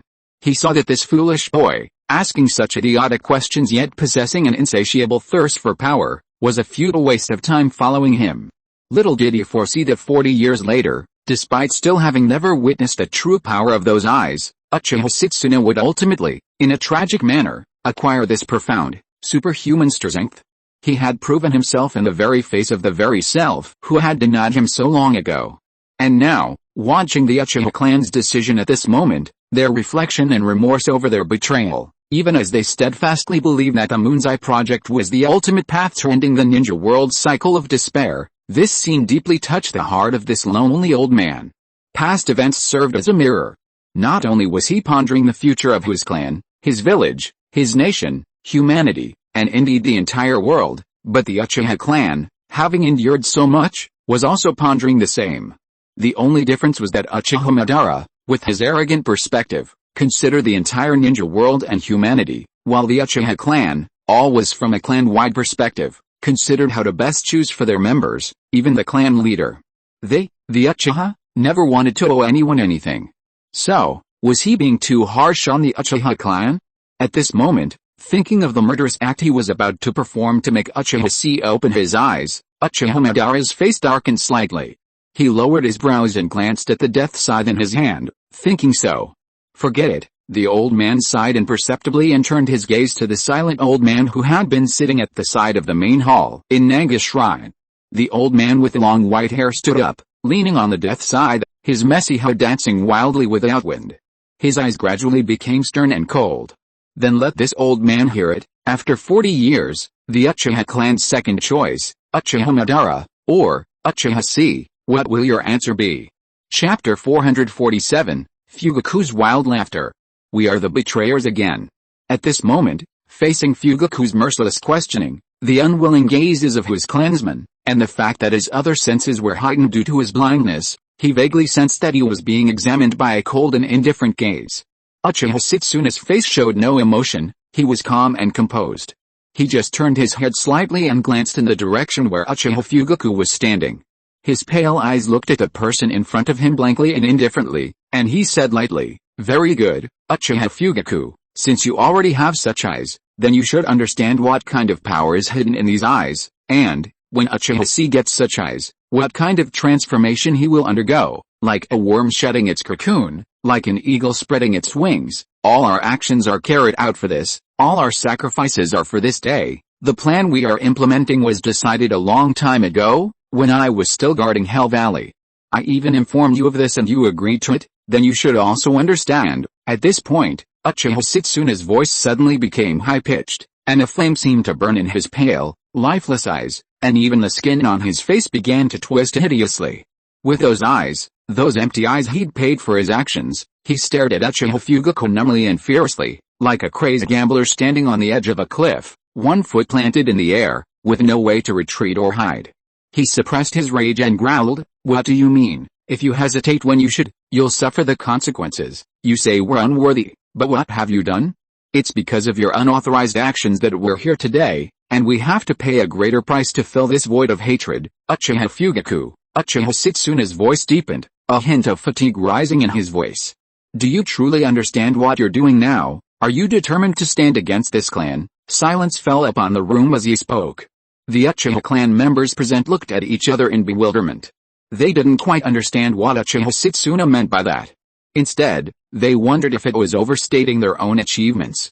On the field, only Uchiha Fugaku, who knew exactly what Uchiha Setsuna was trying to do, could understand the subtext of his words. In a mere moment, the wily old man understood why he had come, that he wanted to prevent a clan meeting, and even more so, the calamity that would ensue. Yet, the old man still wanted to do it. Gazing at the pale, lifeless, and blank eyes on Uchiha Setsuna's face, Fugaku fell silent. One of this old man's eyes had lost its sight forever by performing a forbidden technique at the border of Unokuni, to save Uchiha C. The other, too, had lost its sight forever by performing a forbidden technique in Unokuni's Hell Valley, to save Uchiha C. His words spoke to Uchiha Shinichi, to everyone present, and even to Uchiha Fugaku himself. But they had no effect on the old man before him. Uchiha C was determined to become clan leader, if only for this old man. Regardless of amnesia or not, Uchiha Setsuna's actions were driven by the spirit of his clan. This unwavering resolve, truly sacrificing one's life and property for the clan's future, could not be shaken by mere arguments. The difference between his actions before and after was simply the former's greater tolerance, the latter's ruthlessness. And as the beneficiary, Uchiha Fugaku, who had seen the future and could have easily avoided this crisis of genocide, he could have easily survived. He only needed to stand still at his door, as he did in the future Limitsuku Iomi episode. Uchiha C would have protected the surviving clan members. Judging the situation, Uchiha Fugaku should have done the same. By sacrificing a few members, he could have gained an Uchiha clan with 2 pairs of Mangekyo Sharingan. His Mangekyo Sharingan should not be wasted in such a way. He didn't need to risk his life to fend for himself before an unbeatable foe like Uchiha Madara. There is no need to act like a fool and waste your life in this place in vain to save an old man who is already determined to die and a group of confused and weak tribesmen. This should be the most correct choice. But once you think like this, the scene in the evil cult of the Land of Hot Springs, where Seiichiro was holding the dying Uchiha C and questioning him with his eyes wide open and roaring, will flash in your mind like thunder. You just watch your tribe members die tragically in front of you, you are so indifferent. What exactly is your power used to protect? Answer me, our respected next generation clan leader, Uchiha Fugaku. So, I'm sorry, great elder. 2 cold rays suddenly shot out of Uchiha Fugaku's eyes. He stared at Uchiha Setsuna and suddenly raised his head. In the Nanga shrine, in front of all the clansmen, and under the surprised gaze of Uchiha Madara on the roof, he said, "Hell hum hum hum, ho ho ho ho ho ho ho ho ho ho ho ho ho." He covered his face and laughed wildly, his hair and beard stood up, his face was ferocious, and the veins on his forehead suddenly bulged. Wrong, then, Fugaku's face darkened, his eyes widened, and he shouted fiercely, "Old thing, Your actions are only due to your selfish desires, and the plans you let your clan members carry out are only to satisfy your perverted desire for control. Then, Uchiha Fugaku looked at everyone in the hall fiercely again. You bunch of idiots. The missions you think you are carrying out for the good of that brat are precisely the fundamental reason why Uchiha Chi has a rift with his clan. Don't you understand why that brat would rather wander around the ninja world than return to his clan? Why would Uchiha Chi follow Orochimaru around the world and not even look at us? It's because he knows. You are using this old thing's death to deceive him, toy with him, and betray him. He knows that he is living in an illusion deliberately created by you. He knows that when he returns to this clan, he will be greeted by more ridiculous and unrealistic expectations. He also knows that such a clan has long ceased to need inheritance and salvation. You bunch of idiots, you have done the same thing as when you betrayed Uchiha Madara, and all this. Uchiha Fugaku bared his teeth, the skin on his face twisted hideously. He gasped for breath, and turned his head to look at Uchiha Setsuna, who is sitting at the upper seat of the main hall. It's because of you, old thing. You obviously have forgotten everything, haven't you? Because of the side effects of the main Gekaioi technique, you have forgotten everything about that brat Uchiha Chi, but you still want to do what you think is right under the banner of doing good for him. Your arrogance for the sake of your clan gave rise to the Uchiha clan's betrayal of Uchiha Chi. What are you still pretending to be? Why are you still pretending to be noble? Haven't you realized it yet? Uchiha Fugaku's eyes were bloodshot, and he roared sadly, we are traitors again. Chapter 448. Don't even think about expelling me from the clan. We are the traitors again. Wow, a single word sent shockwaves through the air. Uchiha Fugaku's words sent shockwaves through the entire Uchiha clan, their expressions trembling as they glanced sideways at Uchiha Setsuna, who was kneeling at the side of the main hall. And now, Uchiha Fugaku had exposed his deepest secret. Uchiha Setsuna's expression suddenly changed, as if a needle had stabbed him in the heart. Due to his eye technique, the Eternal Sky, he had lost all memory of the 4 months following the Battle of Hell Valley. When he awoke in Hell Valley, he didn't even know why he was there, or why both of his eyes had been blinded. Only Uchiha Huagwang quickly noticed this anomaly and, under the pretext of recuperating, separated him from the rest of the clan to prevent any leaks. From Uchiha Huagwang's mouth, as if from a bird's-eye perspective, Uchiha Setsuna recounted the events of the past few months. At this point, Uchiha Setsuna, having lost his bond with Uchiha Chi, could be seen as the iron-blooded old man who, on the eve of the Third Shinobi World War, willingly sacrificed his life to lead the clan on a dangerous mission to the Land of Water for the sake of his clan. He didn't know who Uchiha Chi was, but he knew he was powerful. Terribly powerful. From the perspective of his clan, Uchiha Setsuna quickly realized that even as the ultimate power of the clan, he could be even stronger. Although Uchiha Chi's eyes were gouged out after falling off the cliffs of Hell Valley due to Kokuzu's betrayal of the Third Raikage, preventing him from successfully evolving his main Gekaiyo Sharingan, the accounts of those present at the time confirmed that after losing the Zero Tails, Uchiha Chi must have possessed the talent to open his main Gekaiyo Sharingan. All this brat lacked was an opportunity. Uchiha Setsuna couldn't understand why his past self had overlooked this, why he hadn't carried out a plan that would surely strengthen the clan, and why he had placed such trust in Uchiha Chi. Yes, at that time, he had lost his trust in Uchiha Chi, abandoning the naive idea that even without these eyes, that brat could go further. Thus, a plan was born, to sacrifice himself, to sacrifice Uchiha Huagwang, to sacrifice these old men who should have died in Hell Valley but were saved by Uchiha Chi at his own expense. Burning himself to allow the Uchiha's new sprouts to grow. Uchiha Setsuna did not regret his actions. If he were given the chance to choose again, he would do so without hesitation. But at this moment, Uchiha Fugaku's actions fundamentally negated this very idea. They fundamentally deny the notion that they were important to Uchiha Chi. Thinking of the consequences of Fugaku's actions at this time, and the last chance to open his eyes that would be missed, Uchiha Setsuna opened his eyes wide in horror, and looked at Uchiha Fugaku in shock and anger. You beast, shut up, Uchiha Fugaku. Uchiha Setsuna was suddenly furious, and stood up straight up, his face as if covered with a layer of frost, and his eyes seemed to be spewing fire. What are you talking about? Do you know what you are talking about? I know. Standing in the middle hall, a crazy smile quietly rose on Uchiha Fugaku's face. He gritted his teeth, and squeezed out sarcastic words word by word, baring his teeth. Of course I know. How could he not know, through the future reflected in these eyes? He had already seen through the purpose of Uchiha Madara's return to the Uchiha clan. If Uchiha Madara still held on to the pride of being a powerful figure, a former clan leader, and his arrival in the Uchiha clan wasn't simply to cause a massacre, but if, like Uchiha Setsuna, he truly came to find someone crucial to Uchiha Chi, killing them to force him to open his eyes. Then, if he could ensure that no one of importance remained in the clan, like the Uchiha clan that betrayed Uchiha Madara, all would be traitors to Uchiha Chi. Then, they would lose their worthiness to be killed. In this way, he could protect the clan in such a cowardly and humiliating manner, while Uchiha Madara held them in utter disgrace.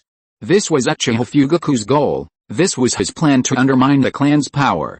And the price? When everyone in the clan remained lost in a dream, with only himself, the awake one, stepping forward, he, Uchiha Fugaku, would undoubtedly fall into Madara's sight. Fugaku was taking a huge gamble. And now comes the crucial moment of this gamble. He's placing his bets on three sides. The gamble is whether his next words will sting sharply enough to sting everyone present. Can they buy precious time for Uchiha Chi's return? Can he confront his clan, question Uchiha Setsuna, and challenge Uchiha Madara without revealing his full knowledge? At this thought, Uchiha Fugaku's eyes flushed red, and he straightened his back suddenly, looking directly at Uchiha Setsuna, looking directly at everyone present. Then, he raised his head, and his gaze naturally looked directly at the roof of the Zyangnin shrine. He laughed and asked sarcastically, Uchiha Setsuna, this is reality. You have lost yourself. As a senior of the clan, you no longer protect the juniors, but use them as bargaining chips to trade power. What's the difference between you and me back then? Can you still call yourself a family member of Uchiha Chi? Are you still worthy of the Uchiha family name? You have given up your former pride, your former ideals, and the glory of my Uchiha clan. The skin at the corners of Uchiha Fugaku's eyes was stretched as if it was about to crack, and his two round eyeballs seemed to be about to burst out. He roared fiercely and demanded, what's the difference between you and a dog? These words, seemingly aimed at questioning Uchiha Setsuna, actually launched an indiscriminate AoE attack on everyone present. After all, every member of the Uchiha clan present had participated in some way in the plot to force the Uchiha to leave his site in Yunming City. Uchiha Setsuna was the mastermind, so all of them were accomplices. Even the old man with the withered white hair, watching the clan gathering from the rooftop, felt a dark scowl at that moment, inexplicably feeling like he had been shot. If it weren't for the fact that Uchiha Fugaku's gaze, tilted upwards towards the rooftop, was slightly off from where he stood, and if it weren't for the fact that even the Mangekyou Sharingan couldn't penetrate the ephemeral technique, he would have almost thought these nasty words were directed at him. And the content of these words pierced Uchiha Madara's heart. What does it mean to give up on one's ideals? What does it mean to be unworthy of the Uchiha name? Could it be that I, Uchiha Madara, am no longer worthy of the surname in your eyes? This is simply outrageous. A mere junior dares to expel me from my clan. Chapter 449 Homecoming. The atmosphere was oppressive and gloomy. Fugaku's indirect criticism, a stab in the heart, left the Uchiha clan members visibly embarrassed. Yet, they had no reason to refute him. Even though they didn't know the full story, their actions, to some extent, did indeed, as Uchiha Fugaku had said, embarrass a 12-year-old. They were actually driving a child mad to maintain the clan's dignity. Finally, enough. Uchiha Shinichi, who had been kneeling in the main hall, suddenly stood up, glaring at Uchiha Fugaku with gritted teeth, and shouted in a deep voice, Fugaku, what the hell do you want to do? With those words, everyone turned, their eyes gleaming with a fierce, eager look as they looked at Uchiha Fugaku, wishing they could catch him off guard and slap a sack over his head, then rush over and beat his suddenly unpleasant face into a pig's head. Even if they knew they'd gone too far, that they'd messed up, that they'd made a mistake, there was no way to get an Uchiha to admit their mistake unless they were beaten to pulp and had a bottle of boiling water poured down their throats. Upon hearing this, Uchiha Fugaku was silent for a moment, then raised his head with a calm and resolute expression. He glanced around at his clansmen, then set his gaze on the clock hanging on the shrine wall. The time had reached exactly 15 minutes and 45 seconds. A smile spread across Uchiha Fugaku's face. He was about to win the bet. Then, what happened next? Uchiha Fugaku's expression suddenly grew solemn. With a tone of voice almost gritting his teeth, a resolute tone that bordered on final instructions, and a clenched fist, the socially anxious and sullen man expressed his true desires before everyone for the first time with genuine sincerity. He recounted the dream hidden deep within his heart, a dream that had once shone brightly with a reawakening of his original will. A seemingly relieved, yet in reality unwilling, wish. I will become the head of the Uchiha clan. Uchiha Chi. He's nothing. I've worked towards this goal my whole life. Why should I be replaced by a brat who hasn't even grown all his hair? Uchiha Fugaku's face turned from pale to red, then from white to red, his face flushing crimson, his neck swelling as if it were about to explode. He roared in a deep voice, "Fuck you, I will be the head of the clan." 15 minutes and 55 seconds. The entire room was silent, a pin drop audible. Uchiha Fugaku took a deep breath and closed his eyes. Despite his best efforts, the calm and composed great elder, Uchiha Setsuna, a man of age and wisdom, would undoubtedly swiftly refute these lame excuses and quickly get the clan meeting back on track. To prevent Uchiha Setsuna's expected rebuttal, Fugaku had no choice but to self-destruct the information he had obtained from the Uchiha firelight. He then provoked the entire clan, taunting Uchiha Madara on the rooftop, drawing all the fire towards himself. However, this only served to stall for time. His subsequent conversation with Uchiha Setsuna revealed his knowledge of much unknown information, culminating in the shocking knowledge of Madara's whereabouts. Madara, like he had during his first future limit Tsukuyomi, would strike without hesitation and kill him. Uchiha Fugaku, however, was mentally prepared. Uchiha returned at 1620. But against Uchiha Madara, Fugaku felt he couldn't even hold out for 10 seconds, let alone the 5 extra seconds he now had. In these final moments of his life, Fugaku wanted no regrets. Now, he only hoped, before his death, to face the dream he once resisted due to the hardships of reality, to witness with his own eyes the crimson line of fire that pierced the sky of the land of fire in the illusionary world. Time passed quickly, second by second. The Uchiha clan members at Nanga's shrine were momentarily shocked by Fugaku's sudden and frivolous words. Then, they blinked and stared at each other for a moment. Soon, a look of surprise crossed their faces, a smile that seemed to be both amusing and embarrassing, and they were at a loss for words. Damn it!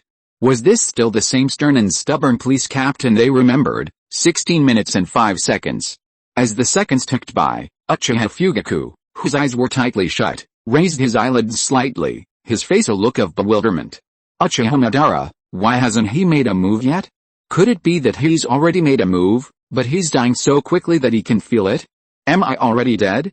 With this thought in mind, Uchiha Fugaku gently opened his eyes, and saw more than 200 clansmen who all stood up, looking at him with a strange and amusing look, with smiles on their lips, and Uchiha Shinichi, who was standing in front of him with an expressionless face. Then, he heard him look at him with a stern face and said with great certainty, "Fugaku, stop dreaming." Uchiha Shinichi took a deep breath and said in a deep voice, "Even if it is as you said, our actions are a betrayal of Uchiha Chi, but I am very sure that Uchiha Chi, the brat, is the best candidate for the next clan leader that we recognize. That is why we want to help him from the bottom of our hearts. If it is our actions that make him feel resentful towards the clan." Uchiha Shinichi turned around and looked at the clansmen behind him, exchanging sincerity in each other's eyes, and then, he said with a firm face, "Then, even if we have to break his limbs, we'll capture him and make him the clan leader." Upon hearing this, Uchiha Fugaku's expression suddenly changed drastically.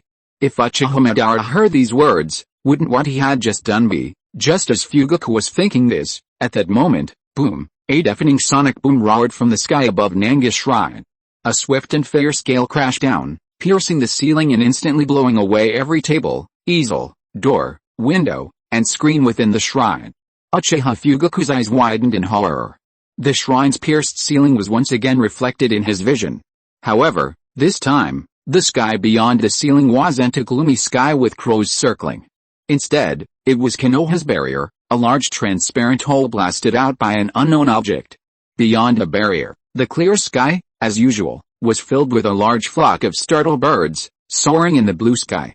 The octagonal sunlight streamed through the hole in the ceiling onto the devastated Nanga shrine. The terrified crowd looked up, wondering what bastard dared to attack the Uchiha clan's core territory in Konoha. Suddenly, a tall, sturdy young man, scratching the back of his head and looking around blankly but seeing no enemy, stood on the rooftop and slowly lowered his gaze.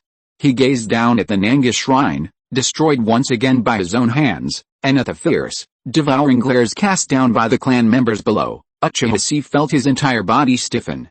He thought, holy shit. How much is this going to cost? He swallowed hard, raised his arm, which trembled helplessly as if from rusted joints, and shook it downwards. He then gave the crowd a dry laugh. Hi, minus N, long time no see. Chapter 450 Intermission, Critical. A farce. Uchiha Madara could only offer this assessment of what was unfolding at the Nanga shrine, trying to excuse the clan with pale words. Their rhetoric is merely an attempt to confuse the viewer. However, in the face of absolute power, these petty tactics are ultimately futile. Looking down at Uchiha Fugaku, who was roaring and raging with increasing incoherence amidst his clansmen, his gaze, strained at the edge of his endurance, seemed to penetrate the rooftop, meeting his gaze from there. Watching the growing despair in his eyes and the uncontrollable trembling of fear in his body, Madara knew his cover had been blown. Yet, the words uttered by this bratty brat left him momentarily dazed. For the infinite Tsukuyomi, this Arabian Nights-like anecdote and technique that existed only on the Uchiha stone tablets, Uchiha Madara had sacrificed so much? Close friends, brothers, family, ideals, even his life. The time spent alone was so long that he felt numb. Some things that seemed like yesterday, when he looked back, he found that decades had passed. The old enemies and close friends who he wanted to fight with as usual with laughter had turned into a pile of yellow earth, and were carved on the stone for people to remember. If such a miracle had not really happened to him, on the stone tablet of Nanga Shrine, the inscriptions were interpreted through the power of the eyes in the order of Sharingan, Mangekyo Sharingan, and Eternal Mangekyo Sharingan, the motto on it that combined the power of Uchiha and Senju, and obtained the power of all things, was truly realized in reality, making Uchiha Madara truly obtain the Rinnegan, possessed by the six-path sage in mythology. Perhaps Uchiha Madara had long been in a trance, as he now was, believing his past actions to be meaningless. Amidst the roaring brats, he might even have mistakenly recognized the error of his ways. Then, watching these boisterous and heartwarming scenes, he might have harbored some unrealistic fantasy of returning to the family he had long abandoned. But, Uchiha Madara slowly stood up, gripping the handle and slowly dragging the death scythe in his hand. He gazed indifferently at the otherworldly scene below. His resolve was as cold as the world's strongest steel. There is a path to true dreams in this world. Besides that, reality is filled with helplessness, pain, and emptiness. Where there is light, there is always shadow, so, this search for his family would end here. Uchiha Madara closed his eyes, his chakra surging. A giant blue hand slowly extended from his azure skeleton. Standing within the ring of Susanu's skeleton, he ignored the impending destruction below and smirked. It would be safer to view this world as a mere entertainment. However, at that moment, as if suddenly sensing something, Uchiha Madara frowned, abruptly opened his eyes, and gazed southwest of Konoha. Suddenly, a fiery red dot of light ignited from the distant southwest sky. The air around the dot of light twisted strangely, forming a trumpet-shaped cloud around it. It was approaching Konoha at a supersonic speed beyond the imagination of the ninja world. At one point, its speed reached 1,440 kilometers per hour. That brat, Uchiha Madara, who sensed this, suddenly showed a hint of surprise in his eyes. I haven't seen him for half a month, and his strength has actually reached this level. This kind of powerful chakra fluctuation is not much worse than Hashirama's. Thinking of this, Uchiha Madara frowned tightly, and subconsciously lowered his head to glance at his old and withered body. Then, he shook his head regretfully. This body can't fight against a brat with the same power as Hashirama, that's all. Uchiha Madara glanced coldly at the people in the Nanga shrine below, while listening to the roar of the red beam from the sky that instantly blasted through the Konoha barrier and the clan's determination spoken by Uchiha Shinichi in the shrine below. Shaking his head and scoffing, his body gradually petrified, crumbling into a handful of sawdust.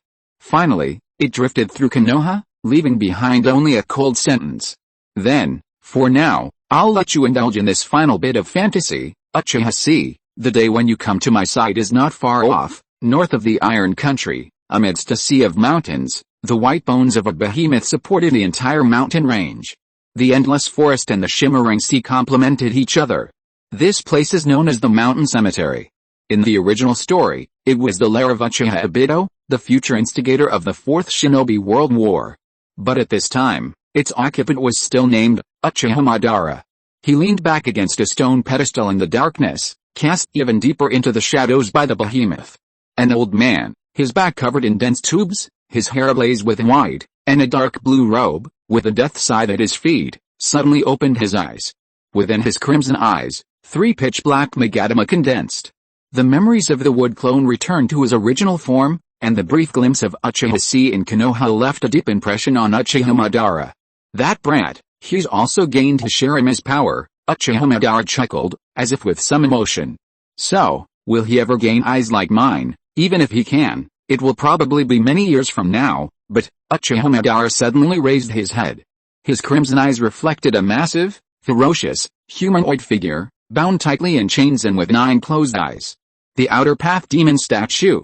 With the power of the Uchiha and Senju, you are qualified to control the golem. I don't have to wait any longer. The Moon Eye project can be started now. At this moment, a pitcher plant-like thing suddenly bloomed at Madara's feet, interrupting his muttering.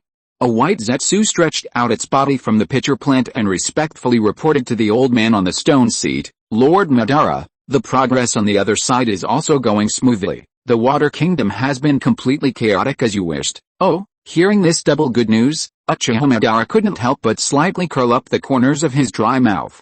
That loser, he did a pretty good job. Finally, Uchiha Madara said indifferently, then let's get started. Yes, also, Madara-sama. White Zetsu slightly turned sideways, revealing the wall leading to the outside of the mountain cemetery, revealing a faint smile. It seems that an unexpected guest wants to come and visit, and he seems to have brought a special gift.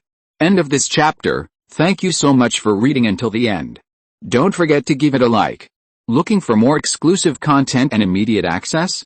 Subscribe to our Patreon. Remember, every like, subscription or donation encourages us to continue. Thank you all. See you in the next video.